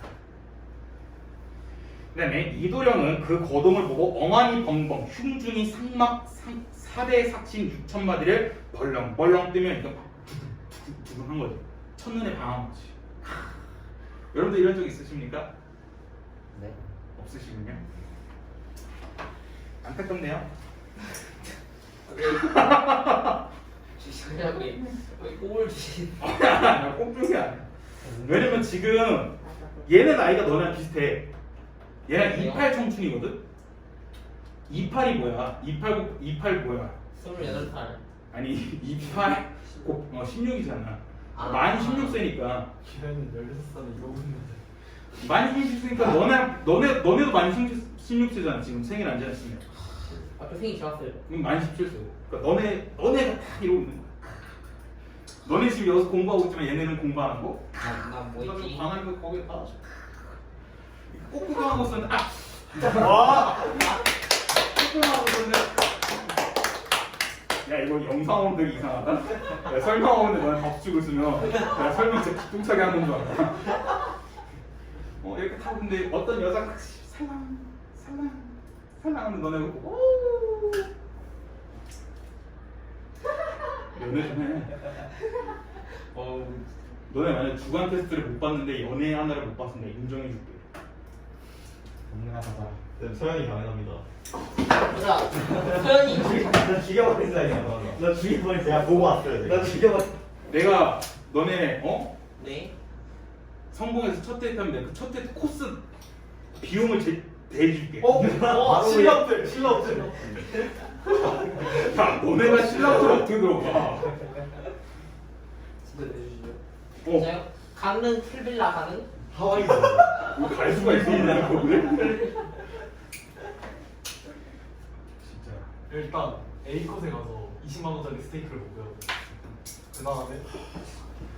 다 풀렸고 시그니엘 한 뭐라고?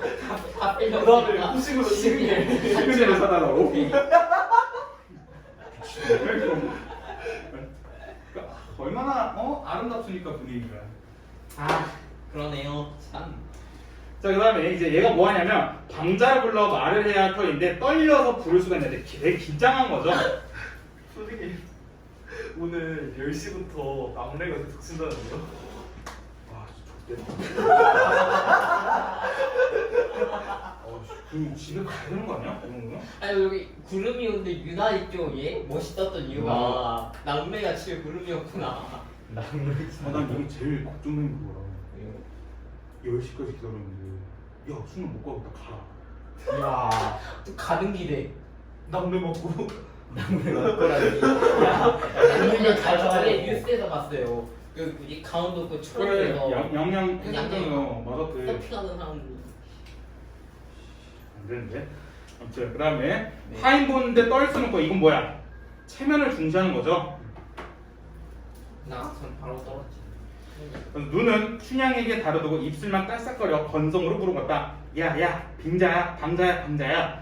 눈치 빠른 방자 노임이라 도련님이 춘향 보고 벌써 넘나온 건 줄 알았지 하는데 저는 이거 개인적으로 그 대학교 다닐 때 어떻게 해석했냐면 이 이몽룡이 이게 한두 번 아니라 했거든.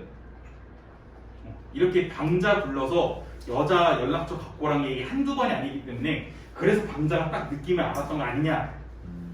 그런 식으로 난 이몽룡을 더 개새끼처럼 말했거든. 뭐라고요? 그러니까 이몽룡이 네. 방자한테 이렇게 여자 연락처 따오라고 시킨 게 한두 번이 아닌 거야. 그래서 방자가 그냥 자기 부르자마자 안 거야. 그래서 이몽룡이 더 개새끼다 하는 거죠. 자, 그다음 149페이지. 네, 춘향전의 배경입니다. 네, 시간적 배경은 조선 후기고요. 공간적 배경은 남원. 이거 사상으로는 유교와 자유연애, 인간평등, 사회개혁 등이 다 있습니다. 그래서 이때 조선 후기이기 때문에 그 봉건주의적 질서가 혼란스러웠고요. 그 다음에 근대적 의식이 발현되었고, 현실적이고 향토적인 공간을 통해서 민중의식의 성장을 볼 수 있는데 이 사람이 대표적인 누구냐? 방자입니다. 방자가 어찌보면 이몽룡의 종이잖아. 근데 방자가 이몽룡한테 좀 깝쳐. 나중에요? 아니 지금 여기 다음 페이지에 되게 저항도 하고, 그러니까 방자 말을 몽룡 말을 잘 안 들어. 그게 뭐냐면 이제 이몽룡이 양반이고 자기 방자는 평민인 거, 그걸 위계 질서에 대해 좀 반항심이 있는 게 이 부분인 겁니다. 자, 그 다음에 넘어가셔서 150페이지 또 뭐라냐면 저 건너 화림 중에 울긋 꿀긋 오락가락하는 게 이거 춘향이죠. 춘향이가 사람이냐 신선이냐 하고 있는데 진짜 너무 춘향이 이쁘다 하고 있는 거죠. 그런 것이 아니오라 이 고을 퇴기 은퇴한 기생인데 퇴기 월매딸 춘향이 온데 제 본심 보고하여 기생구실 마다하고 대비 넣고 물러나와 백화 추녀배에 글귀나 생각하고 침선 요공과 글하고 산 두기와 음유를 정통하여 이 고을에서 이르기를 천상대화라고 하옵니다. 라는 거야. 그러니까 원래는 여러분들 조선시대 때 뭐냐면 신분을 엄마 아빠 신분 중에 누구 신분 따라하면 엄마의 신분을 따라갔거든요. 그래서 홍길동도 그렇잖아. 홍길동도 아빠는 양반인데 엄마는 노비인 거야. 그래서 이제 홍길동이 아버지를 못 부르는 그런 식으로 온 건데, 그러니까 얘는 똑같아.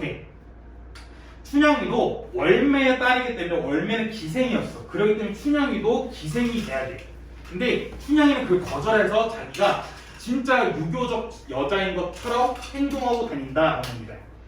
그래서 오늘이 단오날이라 그네 띠러 나왔나 봅니다 하고 있는 거고요. 도련님이 기생이란 딸을 말했더니 불러볼 일을 생각하여 어찌 옹글졌던지라는 건데, 이건 이제 편지자를 논평하는 거거든요. 네? 그러니까 이게 무슨 말이냐면 그 전까지는 이몽룡이 저 춘향이 좀 너무 이쁜데 좀 어쩌지 했는데 알고 보니까 춘향이가 기생의 딸이래. 그 뭐야? 자기보다 신분이 낮지. 그러니까 조금 악해도 되지 않을까 하는 거야. 그렇기 때문에 기생의 딸이라는 말 듣더니 그럼 불러봐도 되잖아 하면서 위계 질서를 보여주죠.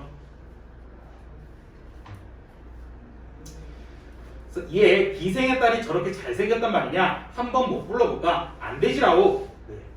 이건 방자가 하는 말이야. 방자가 지금 안 된다 한 거야. 방자가 그냥 좀 몽룡이가 불러도 되지 않을까 했더니 방자가 안 되지 하는 거야.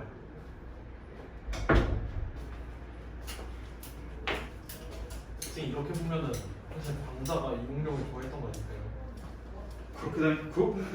그렇게 날 수도 있지. 이상한 거를 끌고 한번 가시나요? 해봐. 뭐. 국문학과 한번 해볼게요. 안 갈 거겠어. 어찌 안 된단 말이냐? 춘향고가 불호랑이 주어 아니, 그러니까 불호랑이 뭐냐면 엄청 무서운 호랑이거든. 그러니까 호랑이도 춘향이 뭐를 안 가져간단 말이야. 왜냐면 춘향이 엄청 무섭고 그러니까 호랑이도 피한단 말이야.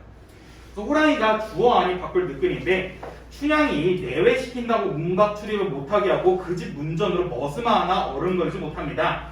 이에 저는 이 고을의 기생의 딸이고 나는 이 고을의 사또 자제다. 근데 내가 못 한번 부르겠느냐? 라는 신분상의 차이를 불어줍니다.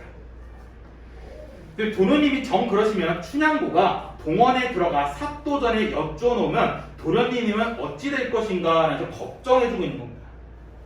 그러니까 이게 무슨 말이냐면 지금 그래 오케이 내가 부를게. 근데 만약에 불렀는데 춘향이 엄미가 네 아빠 찾아가면 어떡할래? 하는 거야. 동현에 들어가 사또전에 들어가서 아이고 이게 지금 우리 딸한테 까득이 친 당신 아들이요? 이런 식으로 하면 또 어떻게 할래? 하니까 몽룡이가 확 졸아요. 그랬더니 도련님 엄부시아에 공부나 하시는 거라 겁이 왈칵 났지 합니다. 아빠한테 말한다니까 확 쫄죠. 예, 그러면 어찌 해야 되겠냐? 어찌 해야 하니 어찌긴요 안 될 일이니 잊어버리십시오 하고 있습니다. 그러니까 되게 뭐냐면 양반에 대한 복종을 거부해요.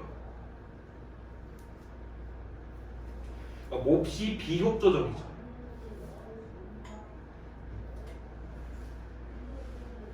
오케이?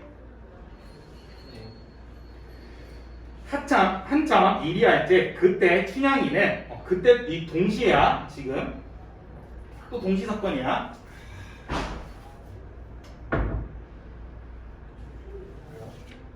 그냥 이몽룡 같아서 여기 취향이 누군데요? 아이씨 의미가 쓰는 거. 좋아? 그럼 데이트 코스 주시는 거예요, 그러면? 그래 둘이 신라 스테이크 가. 건짝빵. 오케이. 개소리야. 무조건 너는 트윈베드가 내가 무조건 디럭스 원베드. 내 심지어 조식까지 시켜놓을 거야. 그런 씨. 내가 정확히 말했나? 일요일날 나 호캉스 가서 푹 쉬다 왔다고? 호텔이 몇 성도? 몇 성급이죠? 삼성도 있어야 될 것 같은데? 혼자 갔어. 혼자 가니까 되게 이상식으로 그렇고. 모텔에 혼자? 너무 쉬고 싶었어. 그냥. 진짜 가서 잠만 잤어. 7시에 들어가서 밖에서 저녁 먹고 그다음에 한번 광화문 근처 싹 든 다음에 잤어. 하고 아침에 일어나서 9시에 조식 먹으러 갔다가 조식 먹고 또 잤어. 체크아웃 몇 시에? 12시. 너네가 만약에 가면 내가 레이트 체크아웃 해줄게. 아, 시간 늦게. 뭘 좀 아시네요. 별 하지도 못할 것 같은데. 둘이 가면 대박이다. 아침에 못 일어나겠네요.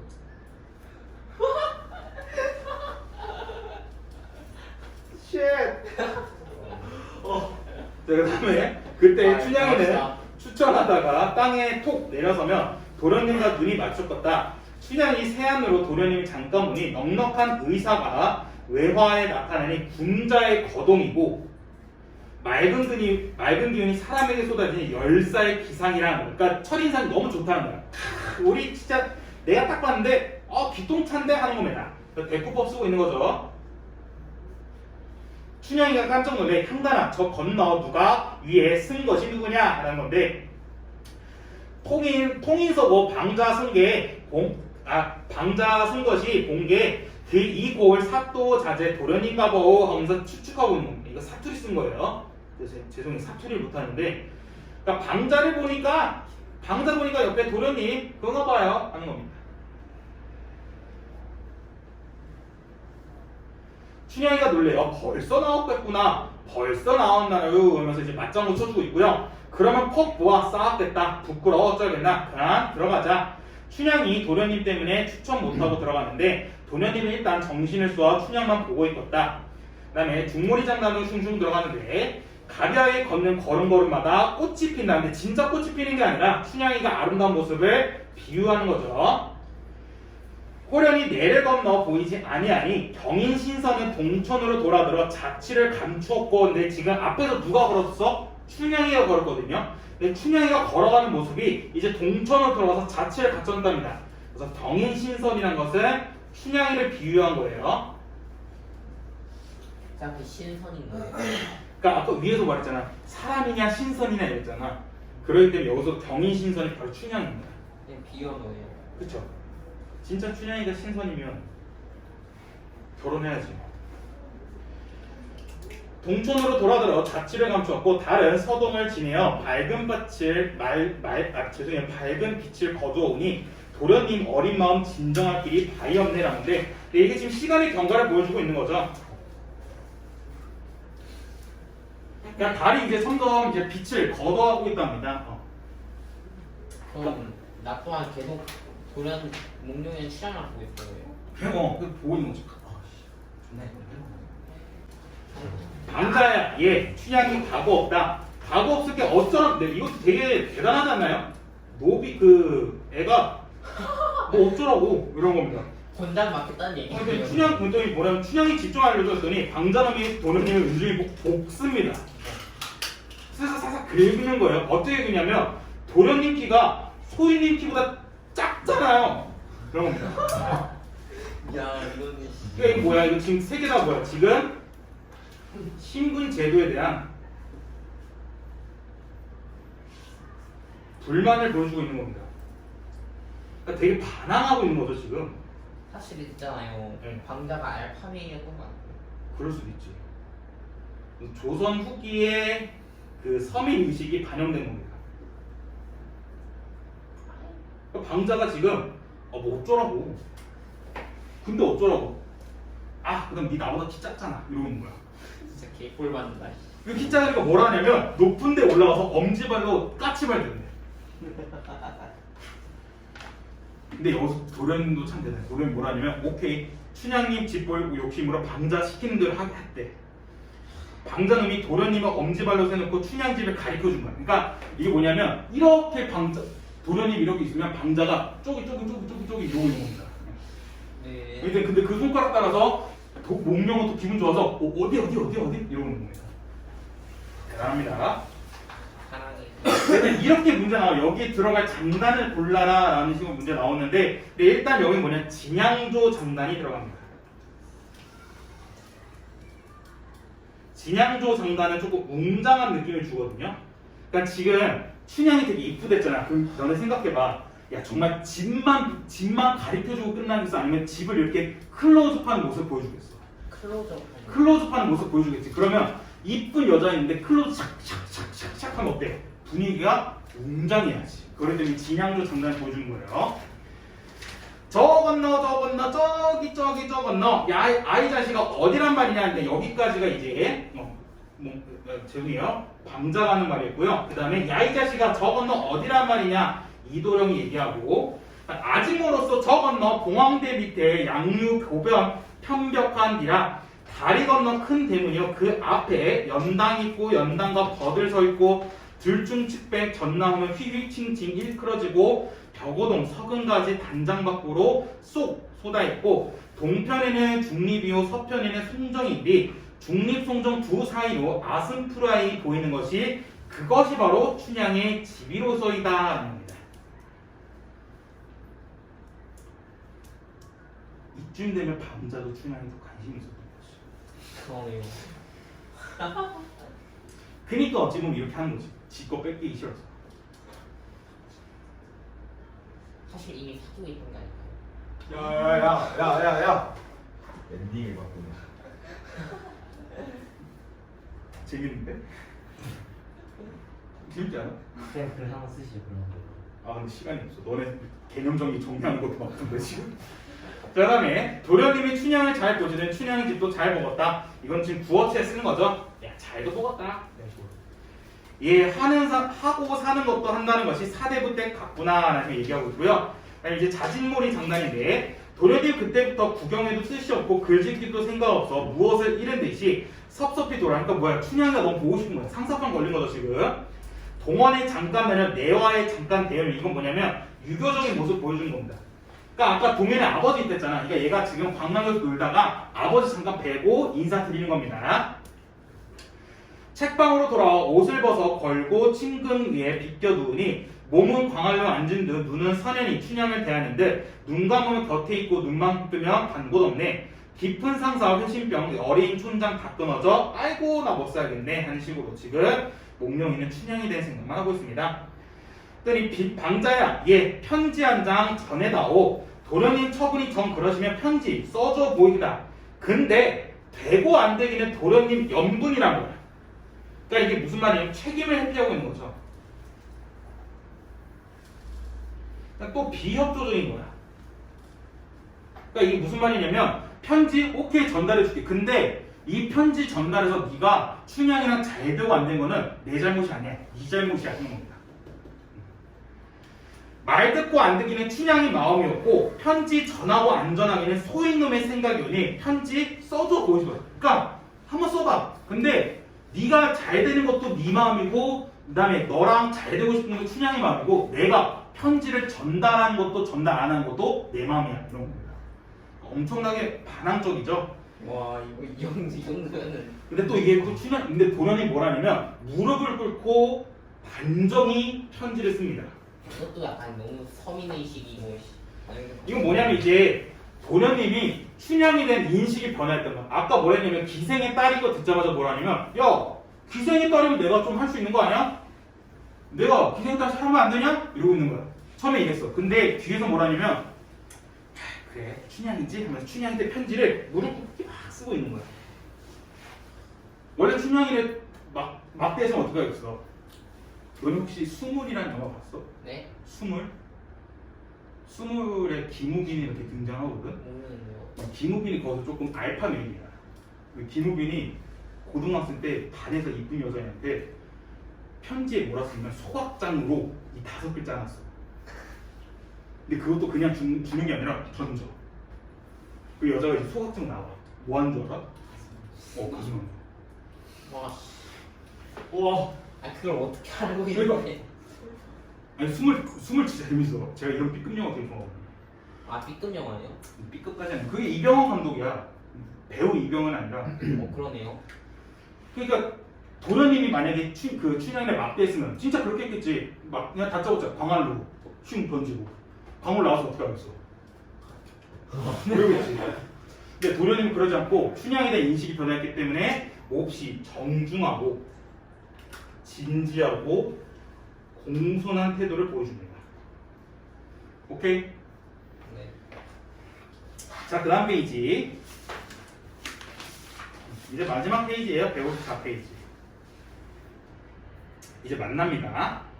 중략 부분의 줄거리인데 방자는 향단을 통해 춘향에게 이 편지에 이도령의 편지를 전했답니다. 자, 이게 뭐냐면 자, 이도령이 방자한테 편지를 줬어. 근데 방자는 춘향이한테 바로 준 게 아니라 향단을 통해서 춘향한테 준 거야. 이게 뭐냐면 남녀가 내외하는 거지. 다른 말로 남녀 유별이라고 합니다. 그러니까 너네랑 말하면 그거야. 너네 중천부 1학년 안에 들어. 편지를 써. 나한테 전달해. 나는 원장선생님 전달해. 선생님 그걸 나한테 줘. 재밌겠다. 한 번씩 다 열려보고. 지금 저기 있는 걸? 춘향이는 보름날 밤에 자신의 집에서 만나자는 답장을 보냅니다. 되게 적극적이죠?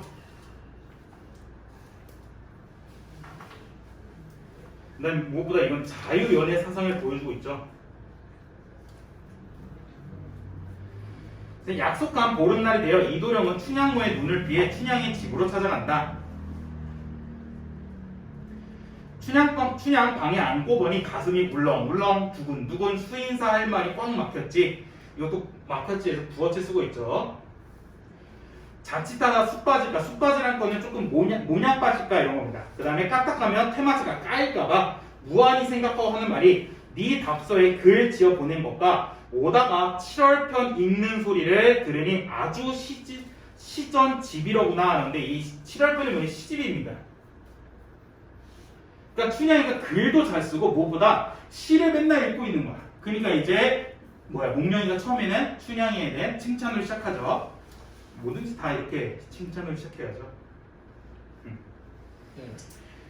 춘향이 대답하되 밤 길고 잠 없어 읽기는 읽어도 뜻은 모르고 읽어야 돼. 되게 겸손한 태도를 보여주죠.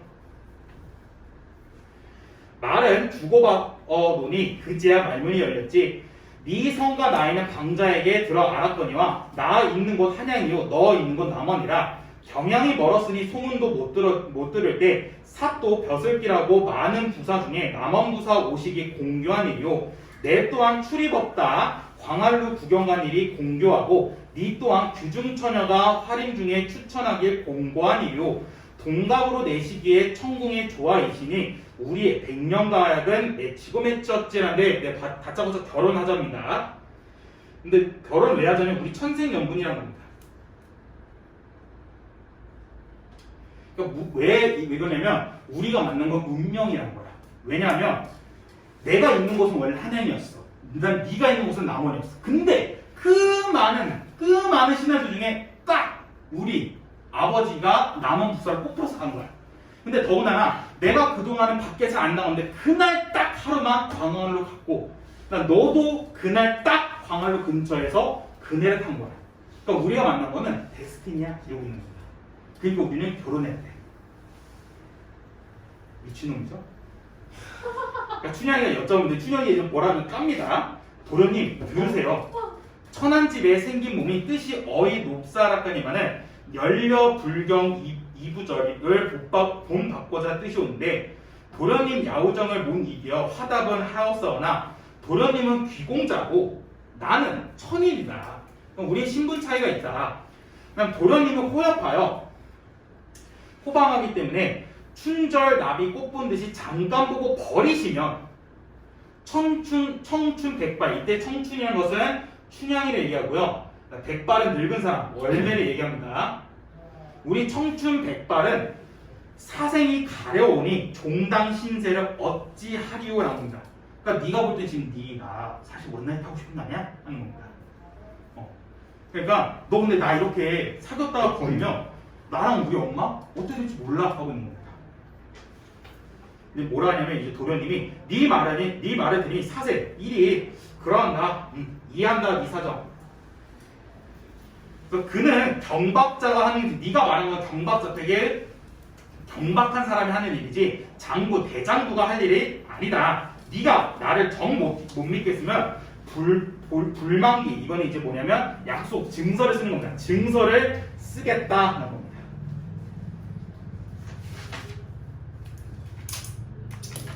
자, 우리 정말 옛날 옛적에 했던 경제 관련된 내용입니다. 자, 여러분들 기억을 떠올려 봅시다. 경기가 침체되면요, 네.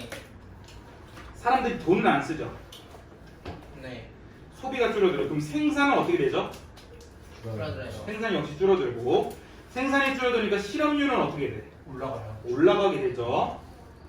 실업률이 올라가면 또다시 수입은 줄어들고, 그렇게 되면 소비가 줄어드는 이 악순환이 계속해서 반복된다 라고 말씀을 드렸죠.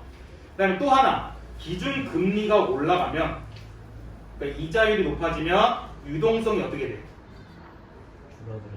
유동성이 줄어들지. 네. 유동성이라는 게 뭐였어? 시장에 돌아다니는 화폐의 양이었잖아. 근데 사람들이 금리가 이걸 안 돼, 이렇게 안 되네. 금리가 높아지면 사람들이 돈을 소비하고 투자하기보다는 다 은행에 넣겠지. 그러니까 사람들이 시장에 돈이 없는 거야. 그러니까 유동성이 줄어들게 되고, 그렇게 되면 소비, 투자, 생산 역시 다 줄어들겠지. 그렇게 되면 어떻게 돼? 물가 역시 줄어들겠죠. 이어서 우리 예전에 했던 경제지문 관련된 내용이었습니다.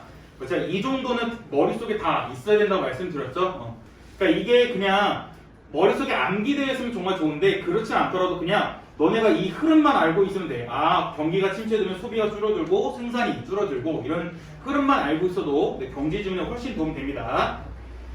그래서 사회문화 3파트는 대공황에 대한 얘기입니다. 그러니까 대공황이 왜 이루어졌냐라고 지금 얘기하고 있는 건데 두 가지 관점이 나오게 돼요.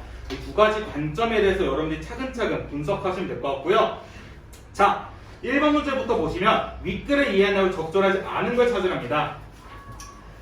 보시면 지금 문제의 선지가 어떻게 되냐면 그냥 길이 순서로 되어 있죠. 네, 길이 순서로 되어 있기 때문에 안타깝지만 문단 순서대로 나오지 않았고요. 1번부터 보시면 대공황으로 인해서 디플레이션이 발생하고 이자율이 상승했답니다. 2번 대공황은 이전 시기의 통상적인 경기 침체에 비해 침체 정도가 크고 지속 기간도 길었대. 그 다음에 3번 연준의 공개 시장을 통한 국채 매입은 통화량을 증가시켜서 이자율을 낮췄답니다. 그 다음에 4번 통화 가설은 통화량 확대를, 지출 가설은 재정 지출 확대를 대공황의 해법으로 제시했답니다. 그래서 우리는 그러면 이 대공황에 대해서 통화 가설이냐 지출 가설 이 두 가지에서 얘기를 하겠구나 라는 거죠. 그 다음에 5번 대공황 이전에는 경기 침체에 대응하여 정부가 개입하는 것보다 시장 자율에 맡기는 것이 일반적이다. 자, 이게 우리 예전에 잠깐 애덤 스미스의 배경시 얘기했던 생각나?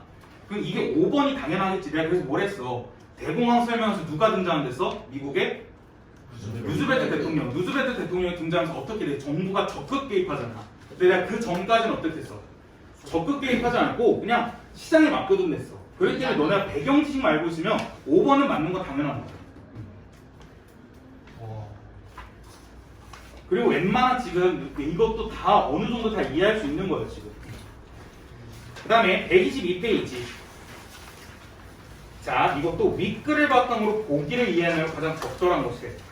근데 이게 우리 옛날에 한번 했던데 윗글을 바탕으로거든? 근데 이게 무조건 100% 통하는 건 아닌데 너네가 독서 풀면서 시간이 부족할 때 있어. 시간이 부족할 때 빠르게 푸는 방법이 윗글을 바탕으로 보기를 이해한 내용이면 이 1번부터 5번 선지가 다 보기 내용보다는 윗글 내용과 관련 있는 거거든. 그래서 지금 적절한 걸 찾으려잖아. 그렇기 때문에 1번부터 5번 보면서 본문 내용과 일치하는 걸 찾으면 돼. 시간이 없으면. 그러니까 시간이 없으면 보기를 안 읽고 그냥 윗글 읽고 이 선지만 분석해도 된다는 거야. 근데 이게 100% 통하진 않아. 그러니까 이건 100% 통하지 않기 때문에 정말 시간이 부족하면 하라는 거야. 그리고 이거 윗글 읽고 읽어야 되고 3번 기업과 니은에 대한 설명으로 적절한 걸 찾으랍니다. 기업은 통화 가설을 얘기했고요. 니은은 지출 가설에 대한 내용이 나왔습니다. 근데 다행히 가, 나, 다, 나 봐봐. 가, 나는 기업, 니은에 대해서만 얘기하고 다, 나는 기업, 니은이 같이 있어. 그럼 자, 우리 통화 가설이랑 지출 가설은 따로따로 돼 있거든. 통화 가설은 두 번째 문단에 돼 있고 지출 가설은 세 번째 문단에 돼 있어. 그렇기 때문에 너네가 두 번째 문단에 통화 가설을 읽고 기업, 가, 다, 라를 먼저 해결하는 거야. 그럼 지운 다음에 그 다음에 바로 답이 나오면 이쁜데 답이 안 나오면 또 니은 세 번째 문단을 읽고 나, 다, 라를 해결하면 된다는 거야. 오케이? 이렇게 풀어야 되는 거야. 자, 그 다음에 4번 윗글을 읽고 대답할 수 있는 내용은 적절하지 않은 것인데 이걸 너네 은근 많이 틀리거든요. 이게 쉽게 말하면 그냥 내용일치 문제야. 이걸 내용에서 찾을 수 있느냐 이런 내용이야. 여기까지 했죠? 자, 오늘 그 본문 내용 빠르게 훅딱 봅시다. 대공황. 여러분 대공황 얼핏 기억나시죠? 엠번설 루즈벨트 대공황이 왜 일어났다고? 그러니까 일반적으로 소비가 줄어들고. 그치? 그러니까 사람들이 뭐였어? 그 부가 엄청나게 한 곳에 실린 거야. 그래서 내가 뭐였어? 미대한 대치비 설명했잖아. 그러니까 미대한 대치비 같은 사람들이 돈을 써야 되는 돈을 안 쓰는 거야. 그러니까 돈 안 쓰다가 막 소비가 줄어들고 해서 경제가 힘들 때 그때 뭐 터져? 1차 세계대전. 1차 세계대전 터지니까 어떻게 막 사람들이 유럽에 그걸 보낼 걸 막 했는데 생산이 너무 많았는데 소비가 생산을 못 따라가는 거야. 그래서 이제 대공황이 터졌는데 그때 또 대공황이 터질라 할 때 좀 또 못 터져? 2차 세계대전. 그래가지고 그거에 맞춰서 1차 세계는 터진 다음에 그 다음에 뭐해? 그 다음에 다 사람 유럽에 투자를 하잖아. 투자를 하면서 그때 주식 가격이 팍팍팍팍팍 올라가잖아. 거기다 뭐 해서 거품이 엄청나게 떴겠지. 그건데 그 거품이 팍 꺼지면서 대공황이 생기고 대공황이 생겨나서 그래서 루즈벨트 대통령이 뉴딜 정책을 펼치는데 뉴딜 정책이 뭐였어? 댐 건설인데 이게 뭐였어? 그러니까 사람들이 실업률이 너무 높으니까 소비가 없다는 거야. 그러니까 소비를 늘리기 위해서 사람들한테 돈을 주기 위해서 국가가 일을 시킨 다음에 월급을 주는 거였지. 근데 그게 국가 돈이기 때문에 국가의 지출이 확대된 거야, 너무. 그 타이밍에서 위험할 때 뭐가 터져? 2차 세계대전. 그래서 미국이 대공황을 빨리 회복할 수 있었다라는 내용이 저번에 얘기를 했죠. 쌤, 네. 꼭댐 건설이었던 이유가 있어요. 댐이 사람도 많고 그때 하필이면 댐도 필요했었어. 왜냐면 미국 땅덩어리 보면 그 줄기가 엄청 많아, 강들이. 그냥 무엇보다 미국이 언제나 지금 너네 최근에 동남아시아랑 중국이랑 엄청 싸우는 이유가 뭔지 알아?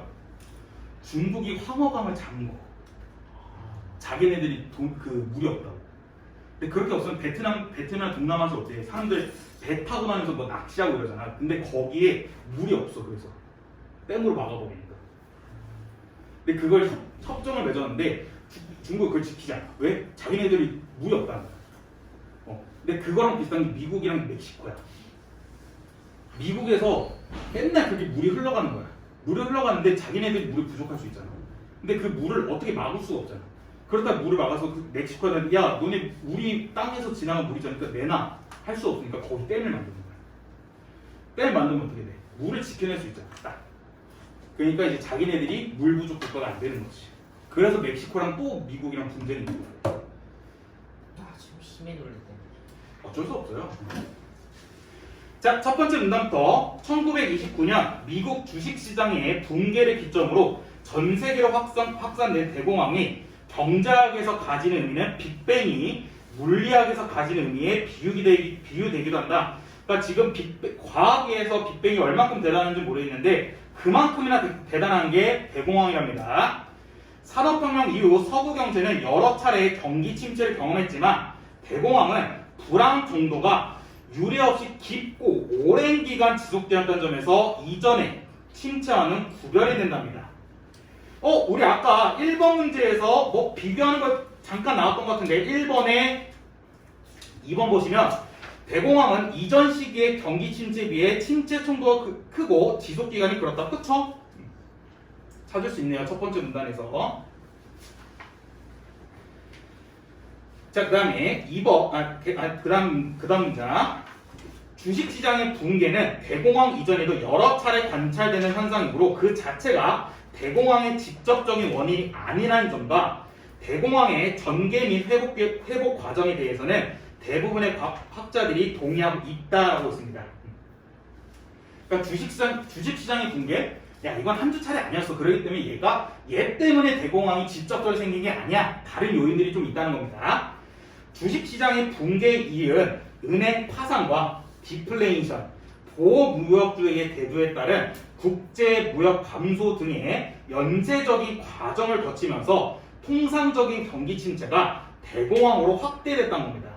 그러니까 어느 한 요소 때문에 대공황이 일어났다가 아니라 주식시장이 붕괴하면서 은행이 망해요.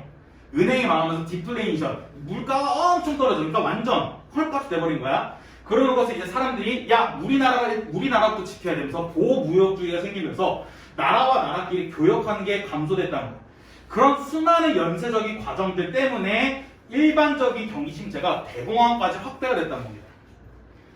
그래서 대공황의 원인과 관련해서도 제1차 세계대전 이후 경제 구조의 불안정성과 경제 정책의 실패가 대공황을 초래했다는 것에는 어느 정도 합의가 이루어졌대. 그러니까 왜 대공황이 초래되느냐? 그거는 경제 구조가 불안정했기도 했고 그다음 무엇보다 정책이 실패했어. 이 정도는 어느 정도 다 동일했던 거야. 근데 불안정한 경제 구조의 주요 원인에 대해서는 통화 가설과 지출 가설로 구분이 된답니다. 그러니까 지금 통화가설과 지출가설에서 무슨 얘기를 하고 싶으냐면 왜 경제 구조가 불안정해졌냐 하는 거야. 대공황의 원인인 거지. 그러니까 얘네들 때문에 대공황이 초래했는데 그 대공황의 원인을 찾는 거지 지금. 그 원인에 대해서 통화가설과 지출가설이 지금 제기가 된 거예요. 자 그럼 두 번째 문단에 통화가설 나옵니다. 통화가설을 지지하는 학자들은 대공황의 원인을 미국 중앙은행인 연방 준비위원회인데 거기 준임받는데 연준의 통화정책 실패에서 찾고 있다.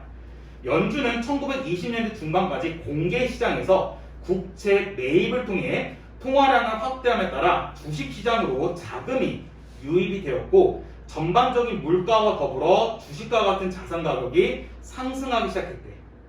자 그럼 옆에 잠깐 정리하면 좋겠지. 국채 매입을 했대. 그래서 통화량이 확대된 거야. 통화량 확대되는 게 어떠냐면 자금이 유입되면서 물가, 그러니까 자산 가격 자체가 상승을 했다는 겁니다. 지금.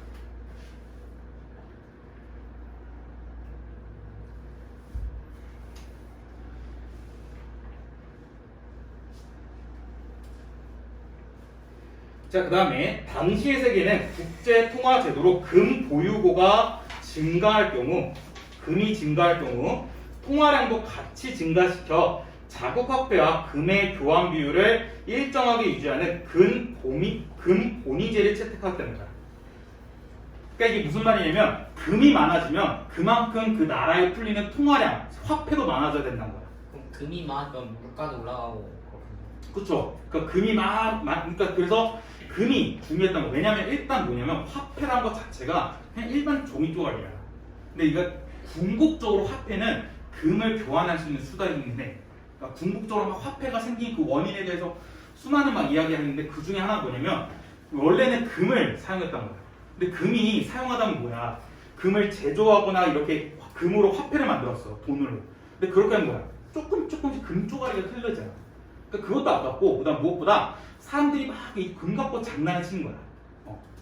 그러니까 그것 때문에 화폐라는 종이 조각이라는 걸 딱 만드는데 그게 궁극적으로 일단 금을 교환하기 위한 거였습니다. 그래서 수출 증가에 따른 해외로부터 지속적인 금의 유입은, 그러니까 수출이 증가한 거야. 나라가 돈이 많아졌던 거야. 근데 그만큼 금이 많아지니까 통화량도 많아져야 돼. 그러니까 보유고가 증가하고 있음에도 주식시장 과열을 진정시키기 위해 연준이 공개 시장을 통해 국채를 매각하는 긴축 통화 정책을 실시하면서 통화량이 감소하고 이자율은 높아짐에 따라 대공황이 초래됐다는 거야. 그러니까 여기서 말한 건 긴축 통화 정책인데, 그러니까 긴축이라는 건 줄인다는 거거든. 근데 긴축 통화 정책이 뭐냐면 통화량을 줄이는 거야. 통화량을 줄이기 위해서는 이자율이 높아져야 되겠지. 자, 이게 문제가 뭐냐면 지금 정책이 실패했다는 게 무슨 말이냐면 수출이 엄청 많아지면서 금이 많아졌어. 근데 금이 많아지면 뭐도 늘어난다고? 화폐량도 많아져. 통화량도 막 많아져야 돼. 원래는 막 많아져야 되는데, 근데 대신 정부에서 어떤 정책을 펼치냐면 주식시장 과열을 증정시키기 위해서 통화량을 줄이는 정책을 시켜. 그러니까 이게 안 맞는 거야. 원래 수출은 막 증가해서 통화량이 막 팍팍팍팍 늘어나는데 정부는 통화량을 어떻게든 꽉 눌러하는 거야. 그러니까 그게 안 맞다는 거야. 그러니까 그게 안 맞으면서 이런 통화 정책 실패로 인해서 대공황이 초래됐다가 바로 통화 가설입니다. 그러니까 정책이 실패했다는 건 안 맞았던 거지. 그래서 너네 지금 뉴스 보면 그래. 뉴스 보면 우리 한창 화폐같이 떨어지고 달러 막 미친듯이 올랐을 때 있잖아. 그때 사람들 뭐냐면 화폐 빨리 방어해야 된다. 그러니까 환율 방어해야 된다 했는데 우리나라 그 사람처럼 곧 진짜 지주와 절개를 지키는 것처럼 생겼는데 한국은행 통제가 절대 안 된다. 그런 단기적인 요소들에 의해서 이렇게 막 움직이면 망한다는 거야. 그러니까 지금은 통화량을 엄청 막 이자율이 막 높아지고 있을 때 이자율을 낮추는 정책을 하면 이건 안 된다고 막 이렇게 얘기를 했어. 그거랑 비슷하게 이거야. 통화량이 막 많아질 타임인데 정부에서 통화량을 억제하고 있는 거야. 그러니까 안 맞다는 거지. 그래서 대공황이 생겼다는 거야. 그래서 이러한 대공황을 극복하기 위해서는 통화량을 확대하는 정책을 추진했음에도 불구하고 당시 연준은 상업 활동에 사용된 어음만을 인수하여 통화량을 증가시키는 진성 어음주의를 통화 정책의 기조를 삼고 있어서 상업 활동은 위축되는 대공황 시기에 통화량이 오히려 줄어들게 함으로써 문제 해결을 더 어렵게 했다는 거야. 그러니까 니네 어음이란 거 알고 있어요. 어음이란 건 조금 대금 비슷한 건데 이게 뭐냐면 내가 돈이 엄청 많네. 이 플라스틱 컵을 파는 사람이야. 플라스틱 컵을 파는 사람이고 너네 이 플라스틱 컵을 만드는 사람이야. 근데 내가 이거를 너네한테 100억 어치를 샀어. 근데 내가 지금 당장 100억이 없잖아. 그래서 어음을 쏘줘. 이걸 해서 내가 만약에 내년에 연날까지 그 결제되는 100억을 지출해 줄게. 근데 지금 내가 돈이 없어. 그러니까 이 이걸 보고 이게 증명서 보고 나중에 그걸 갖고 와 하는 거야. 이제 그게 어음인데 근데 대공황이면 그걸 어떻게 해? 대공황은 사람들이 소비를 안 하니까 생산 줄 거 아니야. 생산 주는데 다른 통화량이 증가한 게 아니라 상업 활동과 관련된 통화량만 막 증가시킬 수 있는 진성 어음주의를 시켰다는 거야. 그러니까 이것도 통화 정책이 실패한 거지. 안 맞았던 거지. 그래서 진성 어음주의 하에서 통화 정책은 경기 순응적인 정책으로 불황기에는 통화량을 감소시켜 시장 유동성을 줄이는 방향으로 작동되었던 것이다. 통화 긴축으로 인해서 주식시장이 폭락하고 기업이 파산하면서 일부 은행이 도산하고 있음에도 당시 연준의 소극적인 대응으로 인해 은행이 연쇄 도산하고 이는 통화량을 추가적으로 위축시킴으로써 물가가 지속적으로 하락하는 디플레이션을 야기하고 실물 경제의 악화를 초래하였다는 겁니다. 그래서 이 통화 가설에서는 연준이 국채를 매입하는 공개시장 운영을 통해 통화량을 시장에 적극적으로 공급했더라면 통상적인 경기 침체가 대공황으로까지 이어지지는 않았을 것이라고 주장한답니다. 그러니까 지금 통화 가설에서는 대공황의 해결 방법이 뭐였냐면 너네 국채 매입했어야 됐어. 국채 매입해서 통화량을 증가시켰어야지. 수출 증가에 따라서. 근데 너네가 그렇게 못했으니까 그래서 일반적인 그냥 통상적인 경기 침체가 대공황까지 이어진 거야 라고 한 겁니다. 통화 가설에서. 그래서 금융시장의 작동 원리에 대한 이해가 부족한 연준의 정책 실패를 대공황의 근본적인 요인으로 인식하고 있다는 겁니다. 괜찮아? 네. 그냥 큰 내용은 통화량을 늘려야 되는데. 통화량을 늘려야 되는데 통화량은 오히려 줄이고 억제라는 막 정책을 펼쳤기 때문에 이게 안 맞았단 거야. 그렇죠. 그래가지고 오히려 대공황이 생겼다라고 말하는 게 지금 통화 가설인 겁니다. 자, 그럼 좀 더 보시면 세 번째 문제는 지출 가설입니다. 지출 가설을 지지하는 학자들은 주식시장 붕괴에 따른 내구재에 대한 소비 감소가 대공황의 원인이라는 거예요.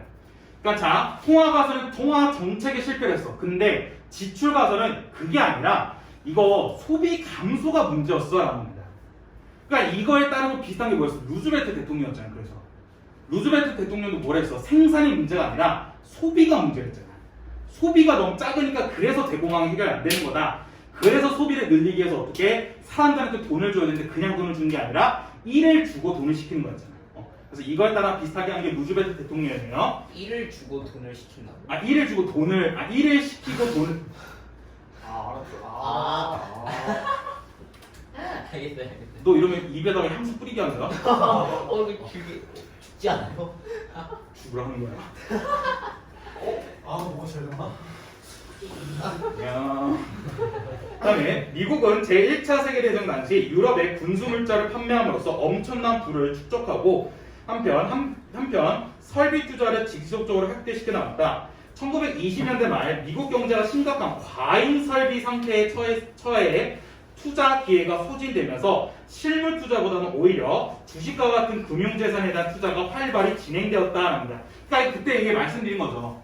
그러니까 1차 세계대전이 터지면서 사람들이 엄청나게 생산을 늘렸어. 왜냐하면 계속해서 그 유럽에서 사갔으니까. 근데 전쟁이 끝나면서 계속해서 생산을 막 100억, 1000억 이렇게 하는데 이제 그만큼 안 사는 거야. 그러니까 그렇게 안 사니까 사람들이 이제 그런 공장 같은 데 투자를 안 하고 오히려 그렇게 돈 번 것을 다 어디에 투자해? 주식으로 투자를 하는 거야. 왜냐면 주식에 1000원만 들어도 다음날 아침 되면 10,000원이 돼 있다니까. 사람들이 다 투자를 하는 거야.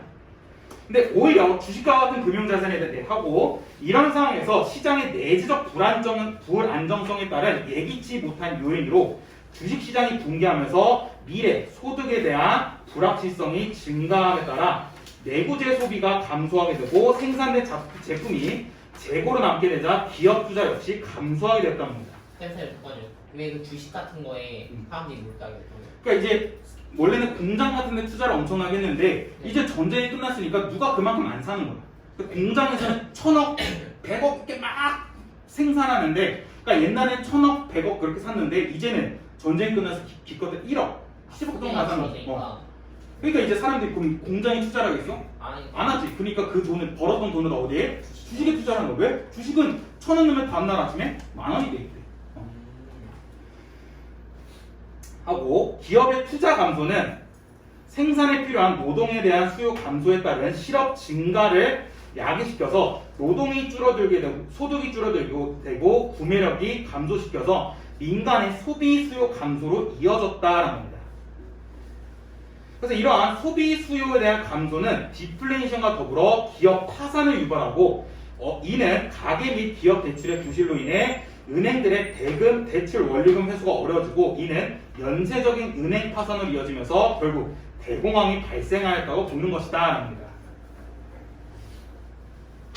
그러니까 이게 사람들이 진짜 물건을 사고 이런 걸 해야 되는데 그러지 않고 다 그냥 주식에다가 막 이렇기 때문에 그거에 대한 소비랑 투자가 제대로 안 됐다는 거야.